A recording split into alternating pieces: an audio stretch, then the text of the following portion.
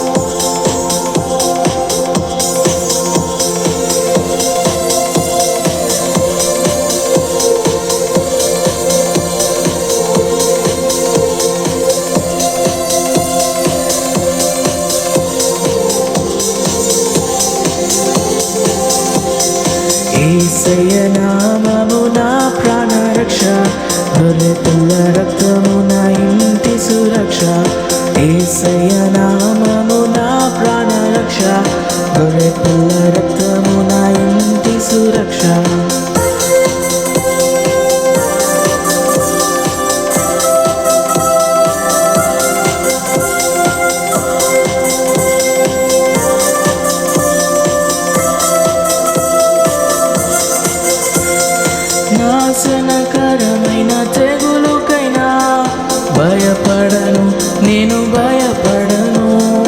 నాశనకరమైన తెగులుకైనా భయపడను, నేను భయపడను.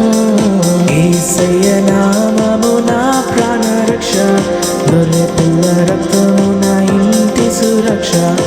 యేసయ్య నామము నా ప్రాణరక్ష, గొర్రెపిల్ల రక్తము నా ఇంటి సురక్ష.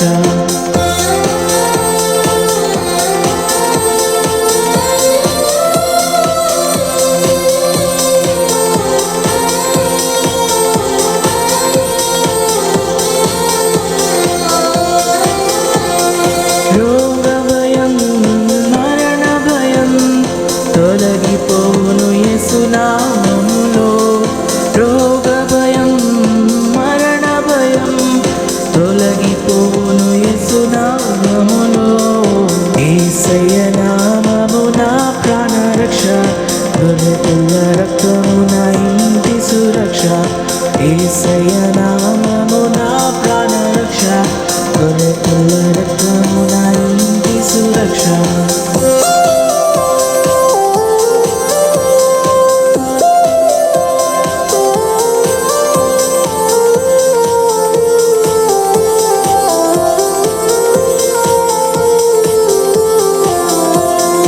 యేసుని నామమే స్తుతించెదము, వ్యాధుల పేరులు మరచెదము.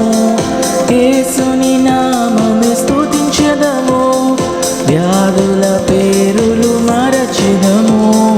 యేసయ్య నామము నా ప్రాణరక్ష, గొర్రెపిల్ల రక్తము నా ఇంటి సురక్ష. యేసయ్య నామము నా ప్రాణరక్ష,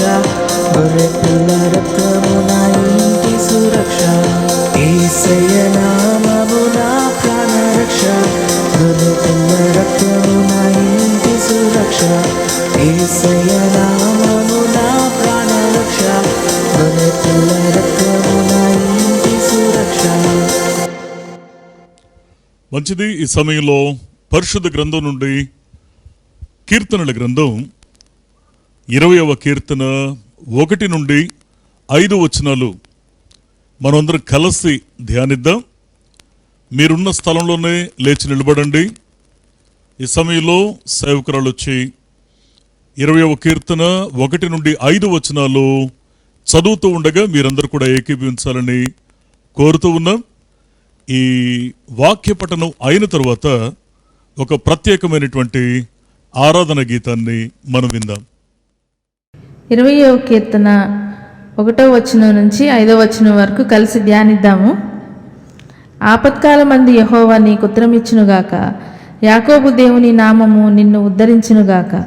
పరిశుద్ధ స్థలంలో నుండి ఆయన నీకు సహాయము చేయునుగాక, సియోనులో నుండి నిన్ను ఆదుకొనుగాక. ఆయన నీ నైవేద్యములన్నింటినీ జ్ఞాపకము చేసుకొనుగాక, నీ దహన బలులను అంగీకరించునుగాక. నీ కోరికను సిద్ధింపచేసి నీ ఆలోచన యావత్తును సఫలపరచునుగాక. యెహోవా, నీ రక్షణను బట్టి మేము జయోత్సాహము చేయుచున్నాము. మా దేవుని నామమును బట్టి మా ధ్వజము ఎత్తుచున్నాము. నీ ప్రార్థనలన్నీ యెహోవా సఫలపరచునుగాక. ఈ వాక్యం దేవుడు దీవించునుగాక. ఆమేన్.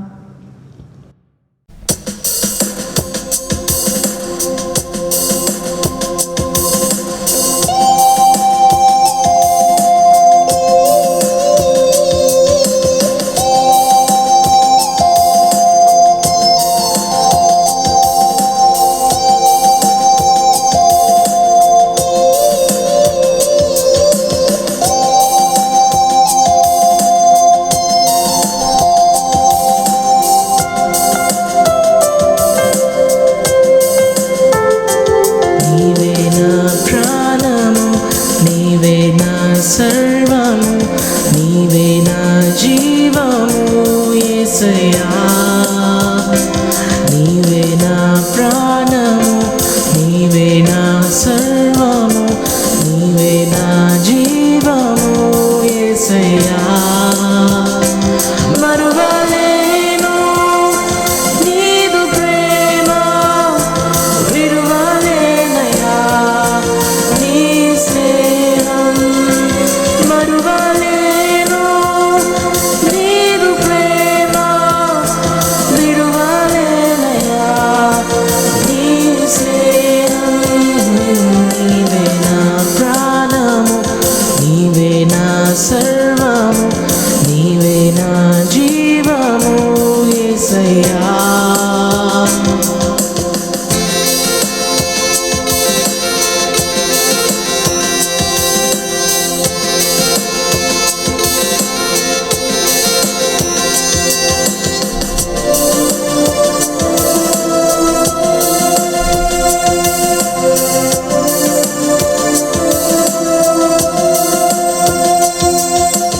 మార్గం నీవే, సత్య జీవం నీవే, జీవించుటకు ఆధారం నీవే. మార్గం నీవే, సత్య జీవం నీవే, జీవించుటకు ఆధారం నీవే. అపాయము రాకుండా కాపాడు వాడవు, నేను నేను ఆరాధింతున్.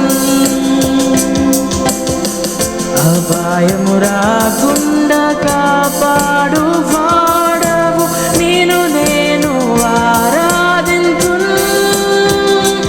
నీవే నా ప్రాణము, నీవే నా సర్వము, నీవే నా జీవము యేసయ్యా. నీవే నా ప్రాణము, నీవే నా సర్వము, నీవే నా జీవము యేసయ్యా.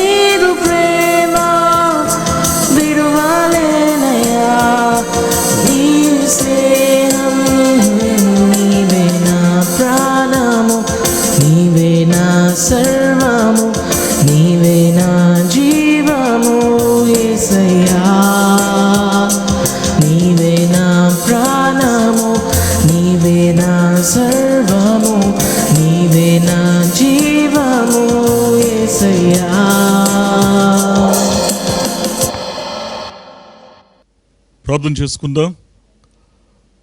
దయగలిగిన తండ్రి, మహోన్నతుడా, మరొకసారి మీ సన్నిధిలో మా హృదయం తెరిచి మేము ప్రార్థిస్తూ ఉన్నాం. ఇప్పటి వరకు నా తండ్రి మా హృదయాలతో ఆత్మతో నిన్ను ఆరాధించడానికి మా అందరికీ మీరు ఇచ్చిన గొప్ప భాగ్యమునికై మీకు స్తోత్రాలు చెల్లిస్తూ ఉన్నాం. మీ అపరిమితమైన దీవెన ఆశీర్వాదం మా అందరిపై నిలిపి ఉంచండి. మరొకసారి జీవం కలిగిన మీ మాటల కొరకు మేము కనిపెడుతున్నాం. దేవా, సహాయం చేయండి. మీరు మాట్లాడుతూ ఉండగా వినగలిగే చెవులను, గ్రహించే మనస్సును మాకు దయచేయమని మీ పాదాలు పట్టుకుంటున్నాం. నీ మాటలు వివరించడానికి నేను తగిన వాడిని కాదు, నా జ్ఞానం చాలదు. నన్ను నీ సిలువ చాటును మరుగుపరుచుకుని మీరే మాతోనూ మాట్లాడి మీ ఉద్దేశాన్ని, మీ యొక్క చిత్తాన్ని మేము గ్రహించడానికి మా మనోనేత్రాలను తెరవమని, దీవించమని యేసునామములో ప్రార్థిస్తున్నాం మా పరమ తండ్రి. ఆమెన్. ఆమెన్. యేసుక్రీస్తు నామములో మరొకసారి మీ అందరూ కూడా ప్రత్యేకమైన వందనాలు. ప్రతిసారి కూడా ప్రభు మనతో మాట్లాడుతూ ఉన్న మాటలు ఆధ్యాత్మికంగా మనల్ని మేల్కొలుపుతున్నాయి. అందుకే దేవుని యొక్క సహవాసం ఉంది చూశారు, ఇది మనల్ని ఆత్మీయంగా కనువిప్పు కలిగించడం మాత్రమే కాకుండా కనికరించే దేవునితో సమాధాన పడడానికి మనకి సహాయం చేస్తూ ఉంది. అందుకే మరొకసారి ప్రభు మనతో ఏం మాట్లాడని ఉద్దేశించారో ఆ దీవెనకరమైన మాటల్ని వినడానికి మన యొక్క దృష్టిని, మన మనస్సులను వాక్యం మీద మనం కేంద్రీకరిద్దాం.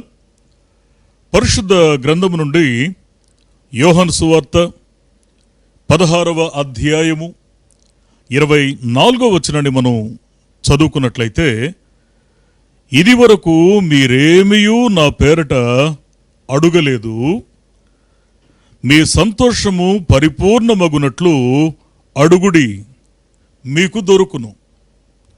కళ్ళు మూసుకుందాం, చిన్న ప్రార్థన చేసుకుందాం. దయగలిగిన తండ్రి, మహోన్నతుడా, మరొకసారి మీ సన్నిధిలో మా హృదయం తెరిచి మేము ప్రార్థిస్తూ ఉన్నాం. దయగలిగిన దీవెనకరమైన మీ పాదాల దగ్గర మా హృదయాన్ని కుమ్మరిస్తూ ఉన్నాం. దేవా, నీ వాక్యంలో ఉన్న ఉద్దేశాన్ని, మీ మనస్సును మేము అర్థం చేసుకుంటే మాకు మేలు. మరొకసారి మా హృదయాలు తెరచి నీ వాక్యాన్ని చూడడానికి, నీ వాక్యాన్ని గ్రహించడానికి ఆశ కలిగి నీ తట్టు తిరుగుతున్నాం. మీరు మాట్లాడుతూ ఉండగా వినగలిగే చెవులను, గ్రహించే మనస్సును మాకు దయచేయమని యేసునామములో ప్రార్థిస్తున్నాం మా పరమ తండ్రి. ఆమెన్. ఆమెన్. దేవుని వాక్యాన్ని మనం జాగ్రత్తగా అర్థం చేసుకునే ప్రయత్నాన్ని మనం చేస్తే ప్రభు ఒక ఉన్నతమైన ఉద్దేశాన్ని మనకు తెలియజేస్తూ ఉన్నారు.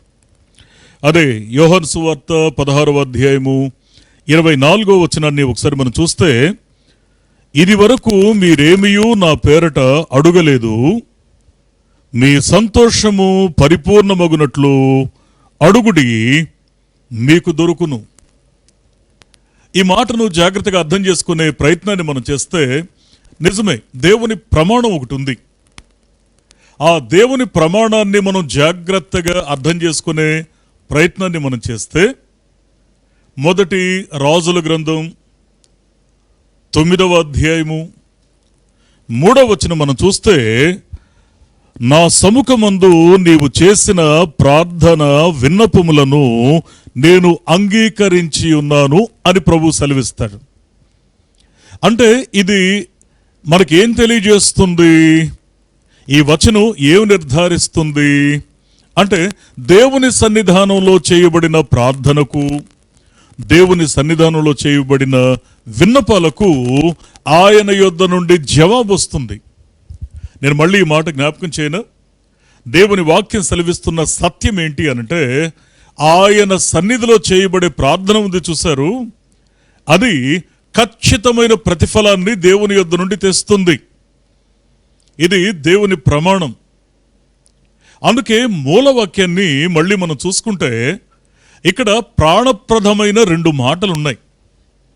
ఏంటి ఆ మాటలు అని పరిశీలన చేస్తే మళ్ళీ చూద్దాం. యోహాను సువార్త 16వ అధ్యాయము 24వ వచనాన్ని చూస్తే, ఇదివరకు మీరేమియూ నా పేరట అడగలేదు.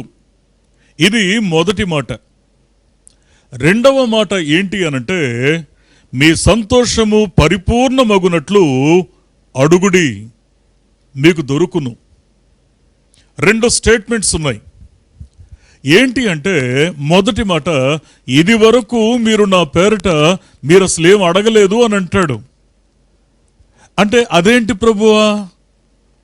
ఈ మొదటి ఆ స్టేట్మెంట్కి స్పందిస్తూ, అదేంటి నాయనా నేను అడగకపోవటం ఏంటి? నేను ఎన్నోసార్లు ప్రార్థన చేశాను కదా, అంతకుముందు కూడా పోయిన నెలలోనో గత నెలలోనో అదేదో అడిగినట్లు కూడా గుర్తు. అంటే ఏం అడిగేవో కూడా గుర్తులేదా అని ప్రభు అడిగితే, ఏదో ముఖ్యమైనదే అడిగాను ప్రభు, సరిగ్గా జ్ఞాపకం రావట్లేదు కానీ ఏదో ముఖ్యమైనదే అడిగాను ప్రభువా. దేవుని వాక్యం సెలవిస్తున్న సత్యం ఏంటి అనంటే, చాలాసార్లు మనం అనుకుంటాం మనం అడగకపోవటం ఏంటి, మనం అడుగుతున్నాం కదా దేవుణ్ణి.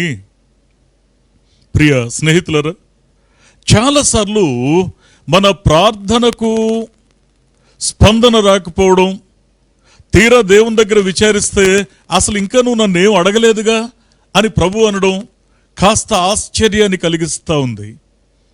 అదేంటి ప్రభు, నేను అప్పుడప్పుడు ప్రార్థించినట్లు కూడా గుర్తు, నేను కొన్నిసార్లు నిన్ను అడిగినట్లు కూడా నాకు గుర్తు. నీకు గుర్తులేదా, నీకు వినబడలేదా అంటే, నిజమే నాకు గుర్తులేదు అంటున్నాడు ప్రభు, నాకు వినబడలేదు అంటున్నాడు ప్రభు. కారణం ఏంటి అంటే, దేవుని ప్రమాణం ఇందాక మనం చూసారా, మొదటి రాజుల గ్రంథం 9వ అధ్యాయం 3వ వచనంలో, నా సముఖమందు నువ్వు చేసే ప్రార్థనకు విన్నపాలకు నా అంగీకారం ఉంటుంది, ఆమోదం ఉంటుంది, ఖచ్చితంగా ప్రతిఫలం కూడా ఉంటుంది అని దేవుడు సెలవిస్తున్నాడు. మరట్లయితే కొన్నిసార్లు మనం చేసే ప్రార్థనకు జవాబు రాకపోవడానికి గల కారణం ఏంటి? ఇంతకీ దేవుడు ఏమంటున్నాడంటే, మీరు నన్నేం అడగలేదనుకుంటున్నాను అని అంటున్నాడు ప్రభు. కారణం ఏంటంటే, మనం ఏం చేస్తే అడిగినట్లు, ఏం చేస్తే అడగనట్లు, జాగ్రత్తగా వాక్యాన్ని మనం పరిశీలన చేద్దాం. కొన్నిసార్లు మనం అడిగినా అది దేవుని పాదాల దగ్గరికి వెళ్ళడం లేదు అనడానికి ఒక పరిశుద్ధ గ్రంథం నుండి ఒక సూచన ఏంటో తెలుసా? కొన్నిసార్లు మనం ప్రార్థిస్తున్నా అది ప్రభు సన్నిధికి చేరుతుందో లేదో అనే ఒక అనుమానం కలగక మానదు. కారణం ఏంటంటే, దేవుడు ఒక మాట అంటాడు యాకోబు ద్వారా మాట్లాడిస్తూ. యాకోబు రాసినటువంటి పత్రిక 4వ అధ్యాయము 3వ వచనాన్ని ఒకసారి మనం చూస్తే, మీరు అడిగినను మీ భోగముల నిమిత్తము వినియోగించుటకై దురుద్దేశముతోనే అడుగుతున్నారు. అంటే ఇక్కడ ఏమంటాడంటే, అయ్యా నువ్వు అడుగుతున్నప్పుడు, అంటే ప్రార్థిస్తున్నాం అని మనం అనుకుంటున్నామే, అలా చేస్తున్నప్పుడు కొన్నిసార్లు అది దేవుని వరకు వెళ్ళి చేరకపోవడానికి గల రీజన్ ఏంటి అంటే, కొన్నిసార్లు దురుద్దేశంతో అడిగితే అవి దేవుని సన్నిధి దాకా చేరవు. నేను ఒక మాట మీకు జ్ఞాపకం చేయనా? ఏమండి, ప్రార్థనలో కూడా దురుద్దేశం ఉంటుందా అంటే, ప్రార్థనలో దురుద్దేశం ఉండదు, కానీ మన మనసుల్లో నుంచి వచ్చే ఆ మాటలున్నాయే అవి దురుద్దేశంతో ముడిపడి ఉన్నప్పుడు మాత్రం ప్రమాదకరం. అందుకే భౌతికమైన అంశాలకు మాత్రమే ముడిపెట్టి మనం ప్రార్థన చేస్తున్నాం అనుకుంటామే, ఆ మాటలు చాలాసార్లు అది దేవుని వరకు ప్రయాణం చేయకపోవచ్చు.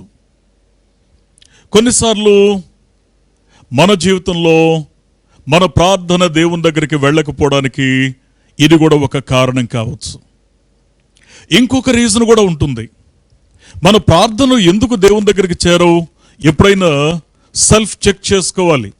మన ప్రార్థనకు జవాబు రావడం లేదంటే, ఒకవేళ నా వైపు నుండి ఏవైనా లోపం జరుగుతుందా అని నమ్మదగిన దేవుని ఎదుట వాక్యపు వెలుగులో యథార్థమైన మనసుతో పరీక్షించుకోవాలి. రెండవది, ప్రార్థన దేవుని దాకా చేరకపోవడానికి గల రెండవ రీజన్ ఏంటి అనంటే, ఇక్కడ ఇంకొక మాట అంటాడు. సామెతల గ్రంథం 15వ అధ్యాయము 8వ వచనాన్ని చూస్తే, ఇక్కడ భక్తిహీనులు అర్పించే బలులు అది దేవునికి అంతగా ఇష్టం కాదు. అవి ఆయనకు హేయము అని అంటాడు. అంటే భక్తిహీనుల ప్రార్థన అంటే భక్తి ఎలాంటి స్థితిలో ఉందంటే అది పరిమళ సువాసనగా లేదు, పస తగ్గిన ప్రార్థనగా ఉన్నప్పుడు అది దేవునికి అంత ఇంపైన సువాసనగా ఉండదు. అందుకే చాలాసార్లు మనం భక్తి జీవితంలో సన్నగిల్లుతూ, భక్తి జీవితంలో చల్లారుతూ, దేవుని సన్నిధిలో మనం కొన్నిసార్లు ప్రార్థించిన ఆ ప్రార్థన దేవుని సన్నిధికి వెళ్ళడం లేదు అని మనం గమనించాలి. అందుకే ప్రభు ఇక్కడ ఏం మాట్లాడుతున్నాడంటే, ఈ మధ్య నువ్వు నన్నేం అడగలేదు అని అనడానికి గల కారణం ఏంటి అనంటే, కొన్నిసార్లు భౌతికమైన అంశాలతో ముడిపెట్టి అడుగుతున్నాం. అందుకని మన ప్రార్థన దేవుని దగ్గరికి చేరడంలా కావచ్చు బహుశా. రెండవ రీజన్ ఇది కూడా కావచ్చు. కొన్నిసార్లు ఒకప్పుడు ఉన్నటువంటి ఆధ్యాత్మిక స్థితి, ఒకప్పుడు ఉన్నటువంటి ప్రార్థనా జీవితం, ఒకప్పుడు ఉన్నటువంటి సమర్పణ, ఒకప్పుడున్న భక్తి మెట్టు, ఇవి మన జీవితాల్లో ఒకప్పుడున్న స్థితిని కోల్పోయిన కారణం చేత నామినల్గా, నేను అందుకే ఎప్పుడు ఒక మాట చెప్తూ ఉంటాను, ఎవరైనా బాగా నీరసంగా ఉన్నారనుకోండి, ఆ వ్యక్తిని హాస్పిటల్కి తీసుకెళ్తే మిగతా టెస్టులన్నీ చేస్తే అన్నీ బాగానే ఉన్నాయి, ప్రాబ్లం లేదు, మరి ఎందుకు నీరసంగా ఉన్నాడు అనంటే డాక్టర్ పరీక్ష చేసి అంటారు, ఇతనికి రక్తహీనత, ఈవిడకి రక్తహీనత. అంటే అర్థం ఏంటి? అసలు రక్తమే లేదనే కాదు, అది ఉంది కానీ హీన దశలో ఉంది. అంటే కనీసం అలా నడవడానికి తడుములాడుకుంటూ అవి ఇవి ఆసరా చేసుకొని పట్టుకొని ఏదో కొంచెం తన పనులు తాను చేసుకోవడానికి సరిపోతుంది, కానీ ఆరోగ్యవంతంగా పరుగులు తీయడానికి, గంతులు వేయడానికి, శక్తివంతంగా బ్రతకడానికి సత్తువ చాలడంలా. అందుకే ప్రార్థనా జీవితంలో కూడా ఈ భక్తిహీనత అనేది ఉంది చూశారు, మన విశ్వాస జీవితంలో చల్లారిన స్థితిని జ్ఞాపకం చేస్తుంది. విశ్వాస జీవితంలో, భక్తి జీవితంలో చల్లారినప్పుడు కూడా మనం ఏదైనా దేవుని అడుగుతూ ఉంటే ఆ ప్రార్థన శక్తిహీనంగా ఉంటుంది కనుక అది దేవుని దాకా ప్రయాణం చేయదు. చాలాసార్లు మనం ఏమనుకుంటామంటే, నేను అడుగుతున్నాను కానీ దేవుడు దాన్ని పరిగణలోకి తీసుకోవడం లేదు అని ఆయన మీద నెపం వేసే ప్రయత్నం చేస్తాం. ఒకటి, దురుద్దేశం ఉంటే ప్రార్థన దేవుని దగ్గరికి వెళ్ళదు. రెండవది, భక్తిహీనత ఉన్న ప్రార్థన దేవుని దాకా ప్రయాణం చేయదు. మూడవది, ఇంకొక మాట మనం చూసినట్లయితే కీర్తనల గ్రంథం 139వ కీర్తన 24వ వచనాన్ని ఒకసారి మనం చూసినట్లయితే, అయ్యా నీకు ఆయాసకరమైన మార్గము నా యందు ఉన్నదేమో ఒక్కసారి పరీక్షించరాదు అంటాడు భక్తుడు. నేను మళ్ళీ ఈ మాట జ్ఞాపకం చేయనా? దావీదు భక్తుని యొక్క మనస్సు ఏంటంటే, దేవునికి ఆయాసకరమైనటువంటి మార్గాలు, పద్ధతులు, ఆలోచనలు, అలవాట్లు ఒకవేళ మన జీవితంలో ఉంటే మన ప్రార్థన దేవుని సన్నిధి వరకు చేరదు. మనం ఏమనుకుంటామంటే, నేను ప్రార్థిస్తున్నాను కదా, దేవుడు ఎందుకని జవాబు ఇవ్వడం లేదు అనుకుంటూ ఉంటాం. కానీ దేవునికి ఆయాసకరమైన అంటే దేవుని యొక్క మనస్సును నొప్పించే, దేవునికి కోపం తెప్పించే ఆ ఆలోచన కానీ, అలవాటు కానీ, స్నేహం కానీ ఒకవేళ మన జీవితంలో ఉంటే అలాంటప్పుడు మనం ప్రార్థిస్తే ఈ ప్రార్థన దేవుని దాకా ప్రయాణం చేయదు. జాగ్రత్తగా అర్థం చేసుకుందాం. ఇక నాలుగవది ఏంటి అనంటే 66వ కీర్తన 18వ వచనంలో అక్కడ ఒక గొప్ప మాటను అక్కడ మాట్లాడతాడు. పాపమును లక్ష్యము చేస్తే నా ప్రార్థన దేవుని సన్నిధికి చేరదు అని భక్తుడు మాట్లాడతాడు. నేను అందుకే మళ్ళీ మళ్ళీ మాట జ్ఞాపకం చేస్తున్నాను. దేవుని సన్నిధిలో ప్రార్థన చేసేటప్పుడు ఖచ్చితంగా మొదట మనలను పరీక్షించుకొని, సరిదిద్దుకొని, ఒప్పుకొని ఆ తర్వాత ప్రార్థించాలి. దేవుని యొక్క ఆశీర్వాదకరమైన సన్నిధిలో నేను మళ్ళీ మన యొక్క జీవితాన్ని ప్రేమించే దేవుని ఎదుట మీ స్నేహితునిగా ఈ మాట చెప్తున్నాను. మనం ప్రార్థిస్తున్నప్పుడు వీటిని పరీక్షించుకునే ప్రార్థిస్తున్నాం కదూ. మనం ప్రార్థిస్తున్నప్పుడు వీటి విషయంలో జాగ్రత్త వహిస్తున్నాం కదూ. అందుకే దేవుని వాక్యాన్ని మనం జాగ్రత్తగా అర్థం చేసుకుంటే, నేను మళ్ళీ ఈ మాట జ్ఞాపకం చేస్తాను. దావీదు భక్తుడు ఏం గ్రహించాడంటే, అయ్యా నా దోషం నా బలాన్ని తగ్గిస్తుంది అని నేను గుర్తించాను అని మాట్లాడతాడు. కనుక దేవుని యొక్క సన్నిధిలో మన ప్రార్థన దేవుని దగ్గరికి చేరాలి అనంటే ఖచ్చితంగా మన ప్రార్థన దేవుని యొక్క దృష్టికి ఇంపైన సువాసనగా ఉండాలి. అందుకే ఇక్కడ వాడుతున్న ఈ మాటను మనం చూస్తే, మన ప్రార్థనలో దురుద్దేశం ఉండకూడదు. అంతేకాకుండా మన ప్రార్థనలో భక్తిహీనతతో కూడిన ప్రార్థనగా ఉండకూడదు. మూడవది, దేవునికి ఆయాసకరమైన జీవితాన్ని కలిగి ఉండి ప్రార్థన చేస్తే ప్రయోజనం కలుగదు. పాపమును లక్ష్యము చేస్తే, అంటే దేవునికి ఏదైతే ఇష్టం లేదో ఆ ఇష్టం లేని దాని మీద నా మమకారాన్ని ఓ పక్క పెంచుకుంటూ నేను దేవునితో స్నేహం చేస్తున్నాను, దేవుని సన్నిధిలో ప్రార్థిస్తున్నాను, నా యొద్దకు వచ్చువాన్ని ఎంత మాత్రం ఆయన త్రోసివేయనని చెప్పాడు అని అంటూ నేను మాత్రం నా మనసులో ప్రధానమైన స్థానాన్ని మరొక అంశానికిచ్చి నేను దాన్ని లక్ష్యం చేస్తే, ప్రియ స్నేహితులరా, పాపమును లక్ష్యం చేయటం అంటే ఏది దేవునికి ఇష్టం లేదో దాని మీద మన మమకారం పెంచుకోవడం, మన దృష్టిని దాని మీద నుండి మళ్లించుకోకపోవడం.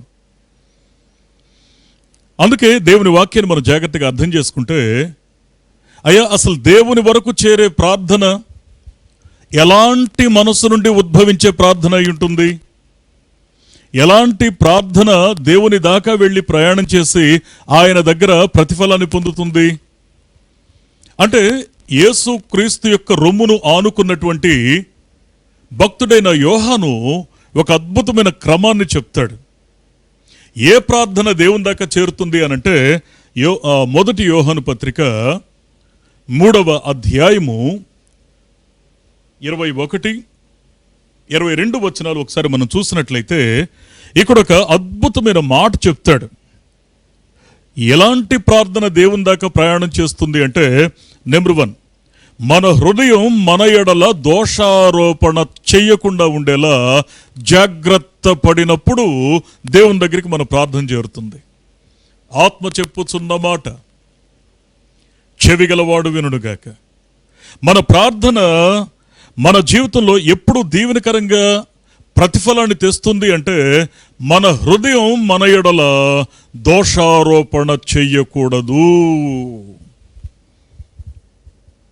ప్రియ స్నేహితులరా, ఎప్పుడైనా దేవుని సన్నిధిలో ప్రార్థిస్తున్నప్పుడు మనస్సాక్షిని ప్రశ్నించుకొని, పరీక్షించుకొని, ప్రక్షాళన చేసుకొని, ఆ తర్వాత దేవునితో సమాధానపడి ఆ తర్వాత అడుగుతున్నామా? నేను ఒక మాట చెప్పనా?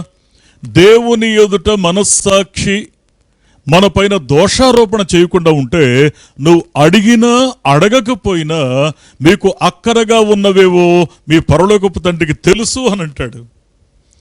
అందుకే దేవుని వాక్యాన్ని మనం జాగ్రత్తగా అర్థం చేసుకునే ప్రయత్నాన్ని మనం చేస్తే, ఎలాంటి ప్రార్థన దేవుని దాకా ప్రయాణం చేస్తుంది, ప్రతిఫలాన్ని తెస్తుంది అంటే, మన హృదయం మన ఎడల దోషారోపణ చెయ్యని రీతిగా ఆ హృదయాన్ని సంరక్షించుకోవాలి. దేవుని యొక్క కాపుదలతో, దేవుని వాక్యపు నియంత్రణతో, పర్యవేక్షణతో. రెండవది, ఇక్కడ మాట్లాడుతూ ఇంకో మాట ఏమనంటాడంటే, దేవుని ఎదుట ధైర్యము కలిగిన వారిగా ఉండేలా మన మనస్సాక్షిని ఎప్పటికప్పుడు సిద్ధం చేసుకోవాలి, శుద్ధి చేసుకోవాలి. దేవుని ఎదుట ధైర్యం కలిగేవారిగా. నేను ఒక మాట మీకు జ్ఞాపకం చేయనా? కొద్దిమంది జీవితాల్లో ఎలా ఉంటుందంటే, కొన్ని కారణాలను బట్టి, కొన్ని అభ్యంతరాలను బట్టి కొందరు దేవుని దగ్గరికి వచ్చిన మనసు తెరవలేరు. పెదవులు మాత్రమే తెరుస్తారు. నలుగురిలో ఉన్నప్పుడు పెదవులు తెరుస్తారు, ఒంటరిగా ఉన్న యాంత్రికంగా ప్రార్థన చేస్తారు. ఎక్కువగా ఏకాంతంగా దేవుని సన్నిధిలో ప్రార్థించే సాహసం చేయరు. కారణం ఏంటంటే, వారి మనస్సు ఏదో ఒక అంశంలో దేవుని దగ్గర ఓపెన్ కాలేకపోతా ఉంది. అందుకే ప్రతిఫలాన్ని తెచ్చే ప్రార్థన ఎలా ఉంటుందంటే, దేవుని ఎదుట ఇలాంటి భయాల నుండి తప్పించుకుని స్వేచ్ఛగా దేవునిని ఆరాధించడానికి, తన జీవితంలో అడ్డంకులు లేకుండా చూసుకునే ఆ స్థితి కావాలి. ఒకటి మనస్సాక్షి లేదా మన హృదయం మనపైన నేరారోపణ చేయకూడదు. రెండవది దేవుని ఎదుట మనం స్వేచ్ఛగా ప్రార్థించడానికి లేదా మనసు తెరిచి ప్రార్థించడానికి భయపడే పరిస్థితులు మన బ్రతుకులో ఉండకూడదు.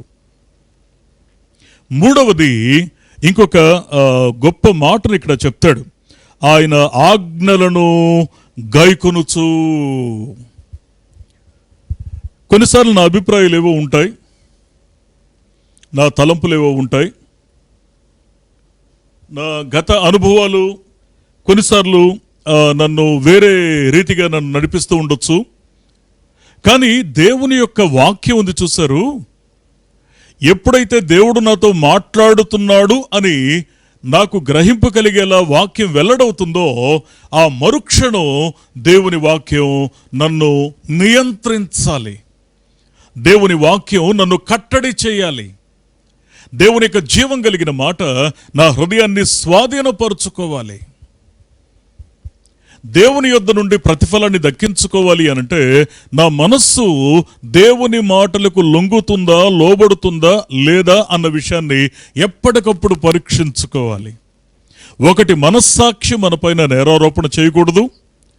దేవుని ఎదుట మనస్సు తెరవడానికి భయపడే పరిస్థితి ఉండకూడదు. మూడవది, ఆయన ఆజ్ఞలను గైకొనే తత్వం ఉండాలి. నాలుగవది, ఇక్కడ ఇంకొక అమూల్యమైన మాట సెలవిస్తాడు. నాలుగవది, ఆ దీవెనకరమైనటువంటి మాటను మనం చూసినట్లయితే, ఆయన దృష్టికి ఇష్టమైనవి చేయుచున్నాము కనుక అంటాడు. అయ్యా, ఇప్పటిదాకా మన ఇష్టానుసారంగా బ్రతికేశాం,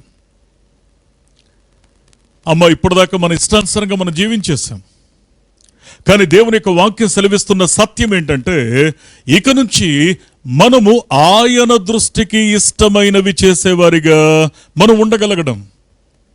అందుకే పరిశుద్ధమైన దేవుని వాక్యాన్ని మనం జాగ్రత్తగా అర్థం చేసుకునే ప్రయత్నాన్ని మనం చేస్తే, స్నేహితులారా, నేను మళ్ళీ ఈ మాట జ్ఞాపకం చేయను, ఆయన జీవం కలిగిన సన్నిధిని మనం అనుభవించాలి అంటే, ఆయన యొక్క ఆశీర్వాదాన్ని దక్కించుకోవాలి అంటే, మన మనస్సు మన మీద దోషారోపణ చేయకూడదు.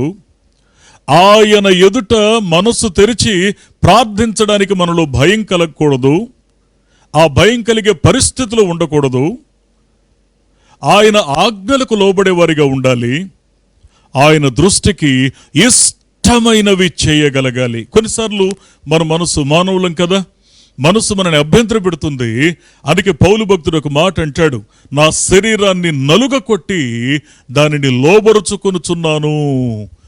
ఎస్, అందుకే శరీరాన్ని ఉపవాసముతోనూ ప్రార్థనతోనూ కన్నీటితోనూ దాన్ని నలుగ కొట్టి లోబరుచుకొని దేవుని పాదాల దగ్గర అప్పగించగలిగే వారిగా మనం ఉండగలిగితే, మనం ఆయన దృష్టికి ఇష్టమైనవి చేస్తున్నట్లు, ఆయన దృష్టికి ఇష్టమైనవి చేస్తున్నాము కనుక మనము ఏది అడిగినా ఆయన మనకు అనుగ్రహిస్తాడు.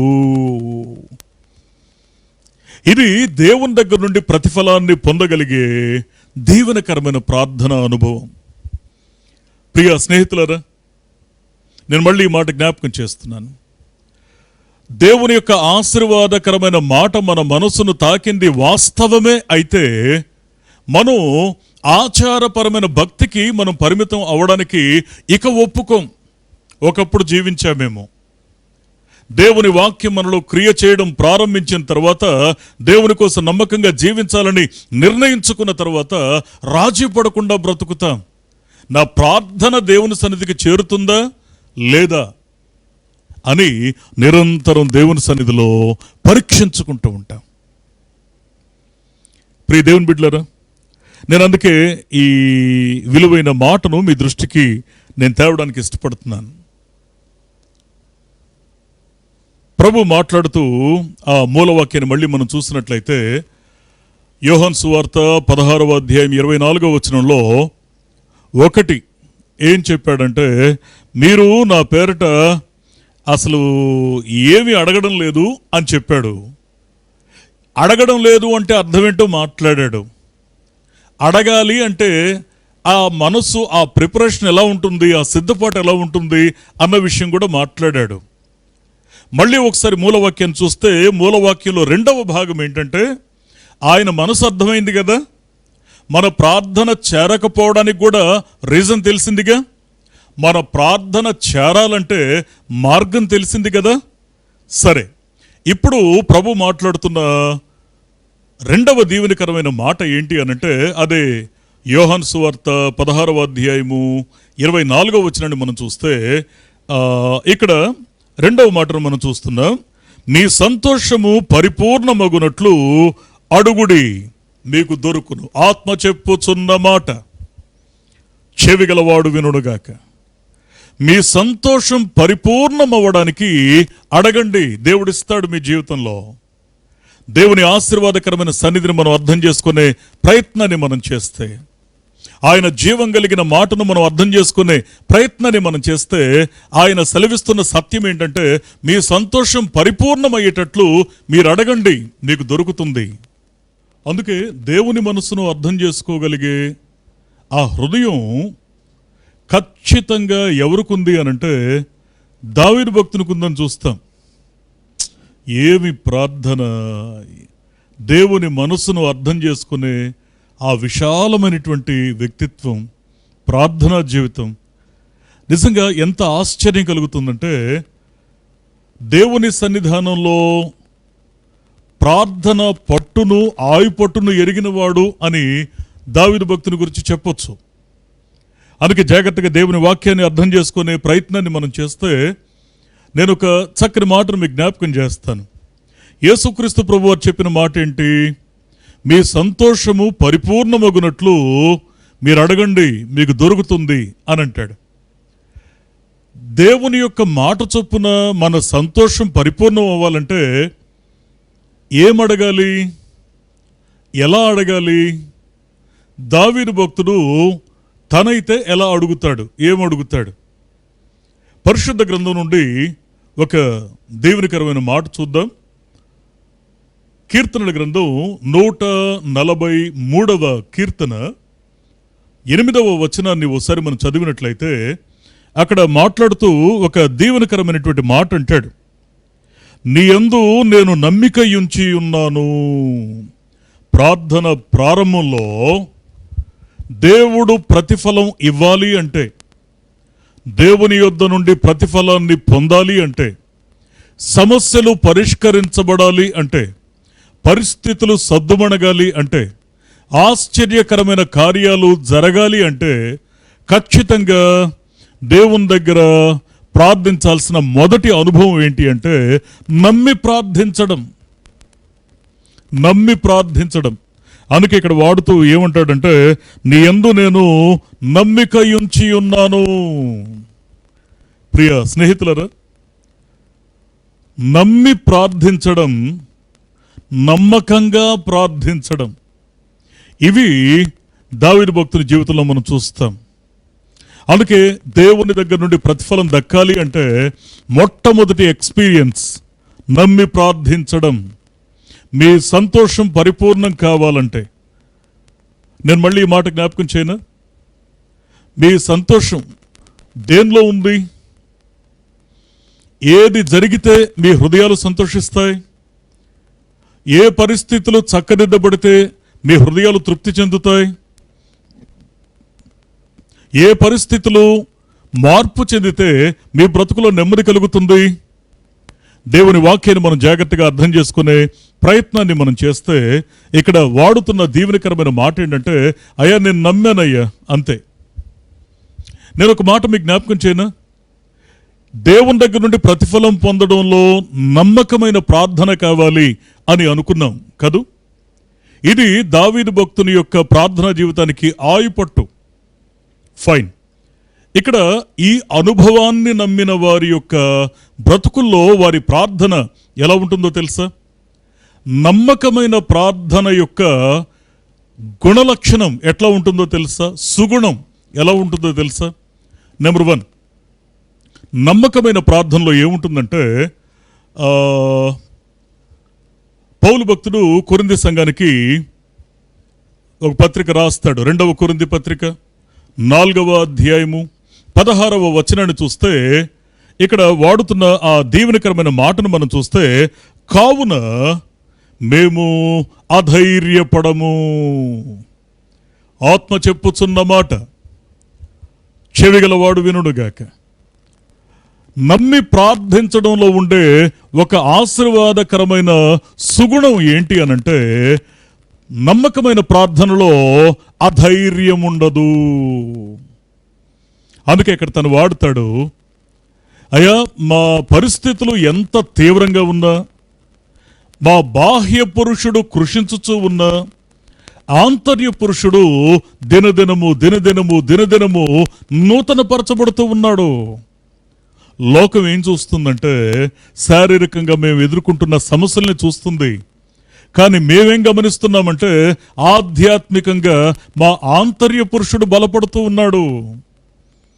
ఎస్, నమ్మి ప్రార్థిస్తున్నప్పుడు నమ్మకం కలిగిన ప్రార్థనా జీవితంలో ఉండే ఆయుపట్టు ఏంటి అంటే, ఆ ప్రార్థన అనుకుంటే సుగుణం ఏంటి అనంటే, దానిలో నమ్మకమైన ప్రార్థనలో అధైర్యం ఉండదు. రెండవది, నమ్మకమైన ప్రార్థన యొక్క సుగుణాన్ని జాగ్రత్తగా అర్థం చేసుకుంటే మరొక దీవెనకరమైన మాటను మనం చూస్తాం. లూకా సువార్త 18వ అధ్యాయము 1వ వచనాన్ని మనం చూస్తే, యేసుక్రీస్తు ప్రభువారు శిష్యులకి ఖచ్చితంగా ఈ విషయాన్ని నేర్పించాలి అని ఆశపడ్డారు. ఏంటి అంటే, వారి నుంచి ఆయన కోరింది వారు విసుకక నిత్యము ప్రార్థించాలి.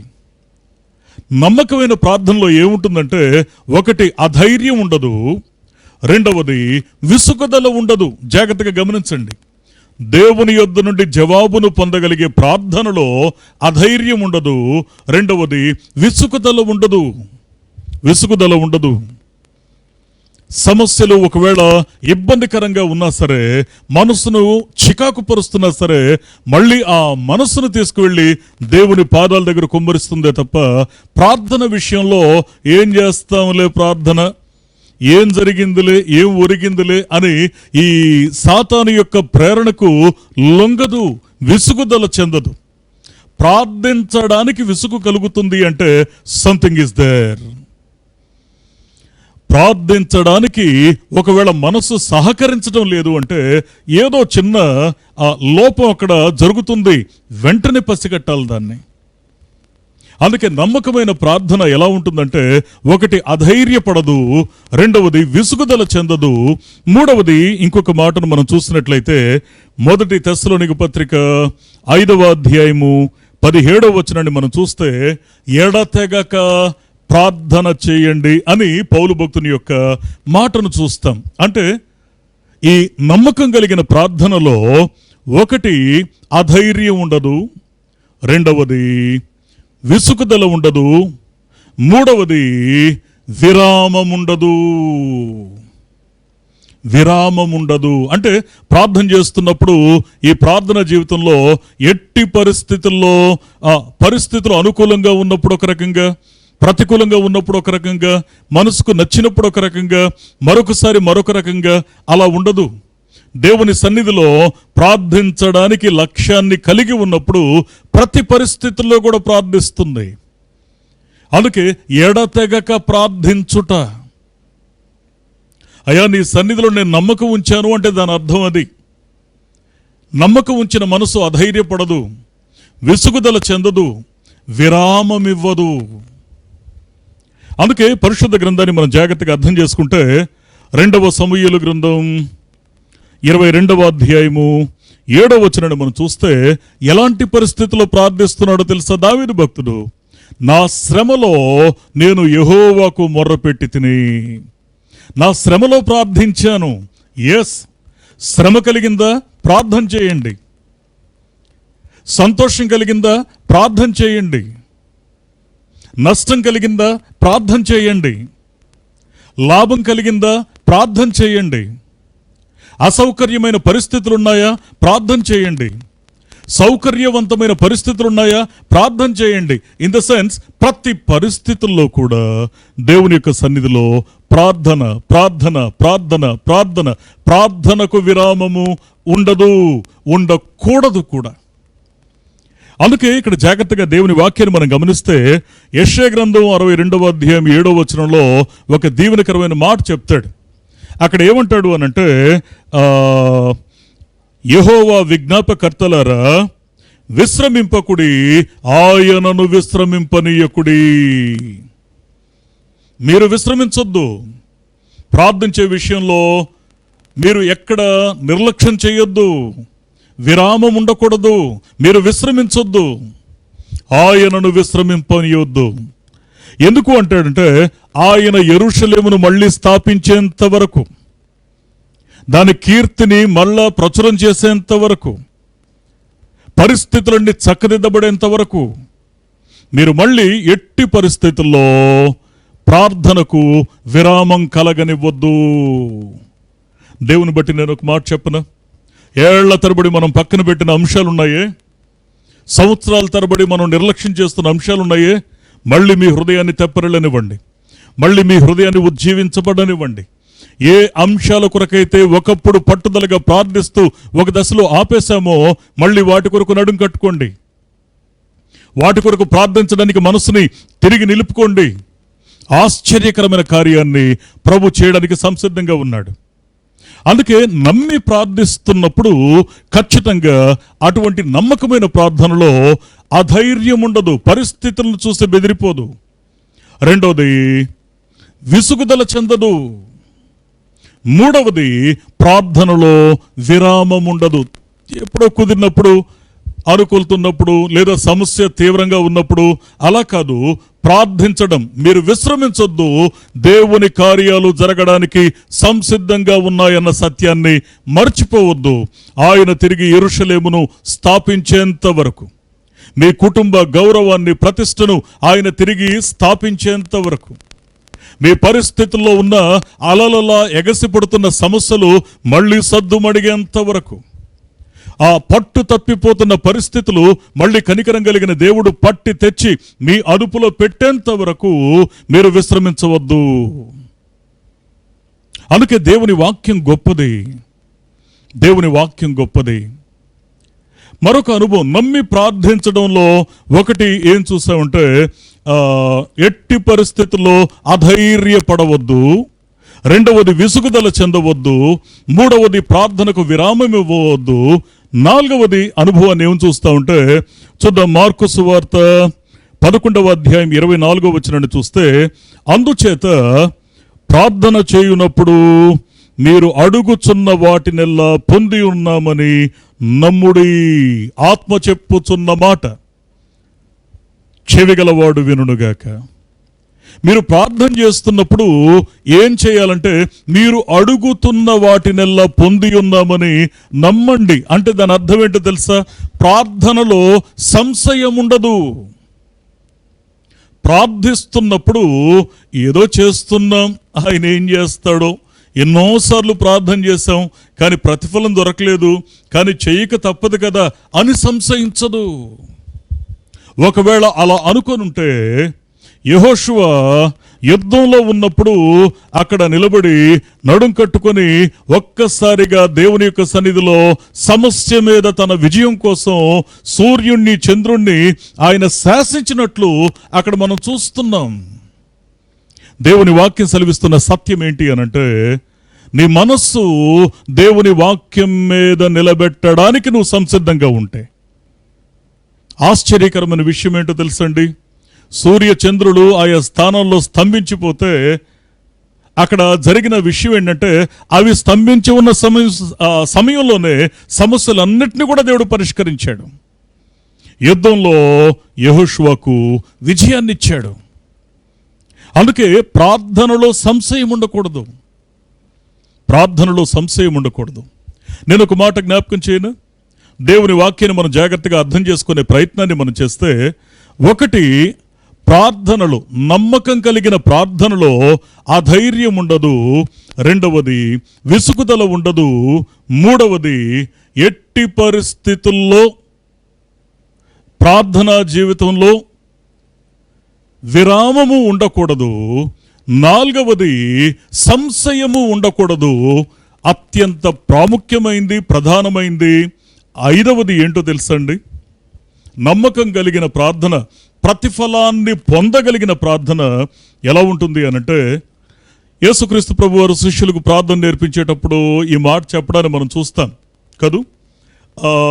మత్తయి సువార్త 6వ అధ్యాయము 6వ వచనాన్ని మనం చూస్తే, అయ్యా మీరు ప్రార్థన చేసేటప్పుడు మీ గదిలోకి వెళ్ళి తలుపు వేసుకుని రహస్యమందున్న దేవుడు, రహస్యమందు చూచుచున్న దేవుడు మీ ప్రార్థనకు ప్రతిఫలం ఇచ్చేలా మీరు ప్రార్థించండి. ఇలా లోకం యొక్క దృష్టిలో నా ప్రార్థన, నా పదం, నా పెదం కనబడాలనే ఉద్దేశంతో కాకుండా రహస్యమందు చూచేటువంటి దేవునికి మాత్రమే నా ప్రార్థన తెలియాలి. అందుకే చూడండి, నలుగురిలో హడావిడిగా ప్రార్థన చేసేవారు, I'm very sorry to say, నలుగురిలో హడావిడిగా ప్రార్థన చేసేవారు ఒంటరిగా ప్రార్థన చేయరండి. ఇది సత్యం. ఇది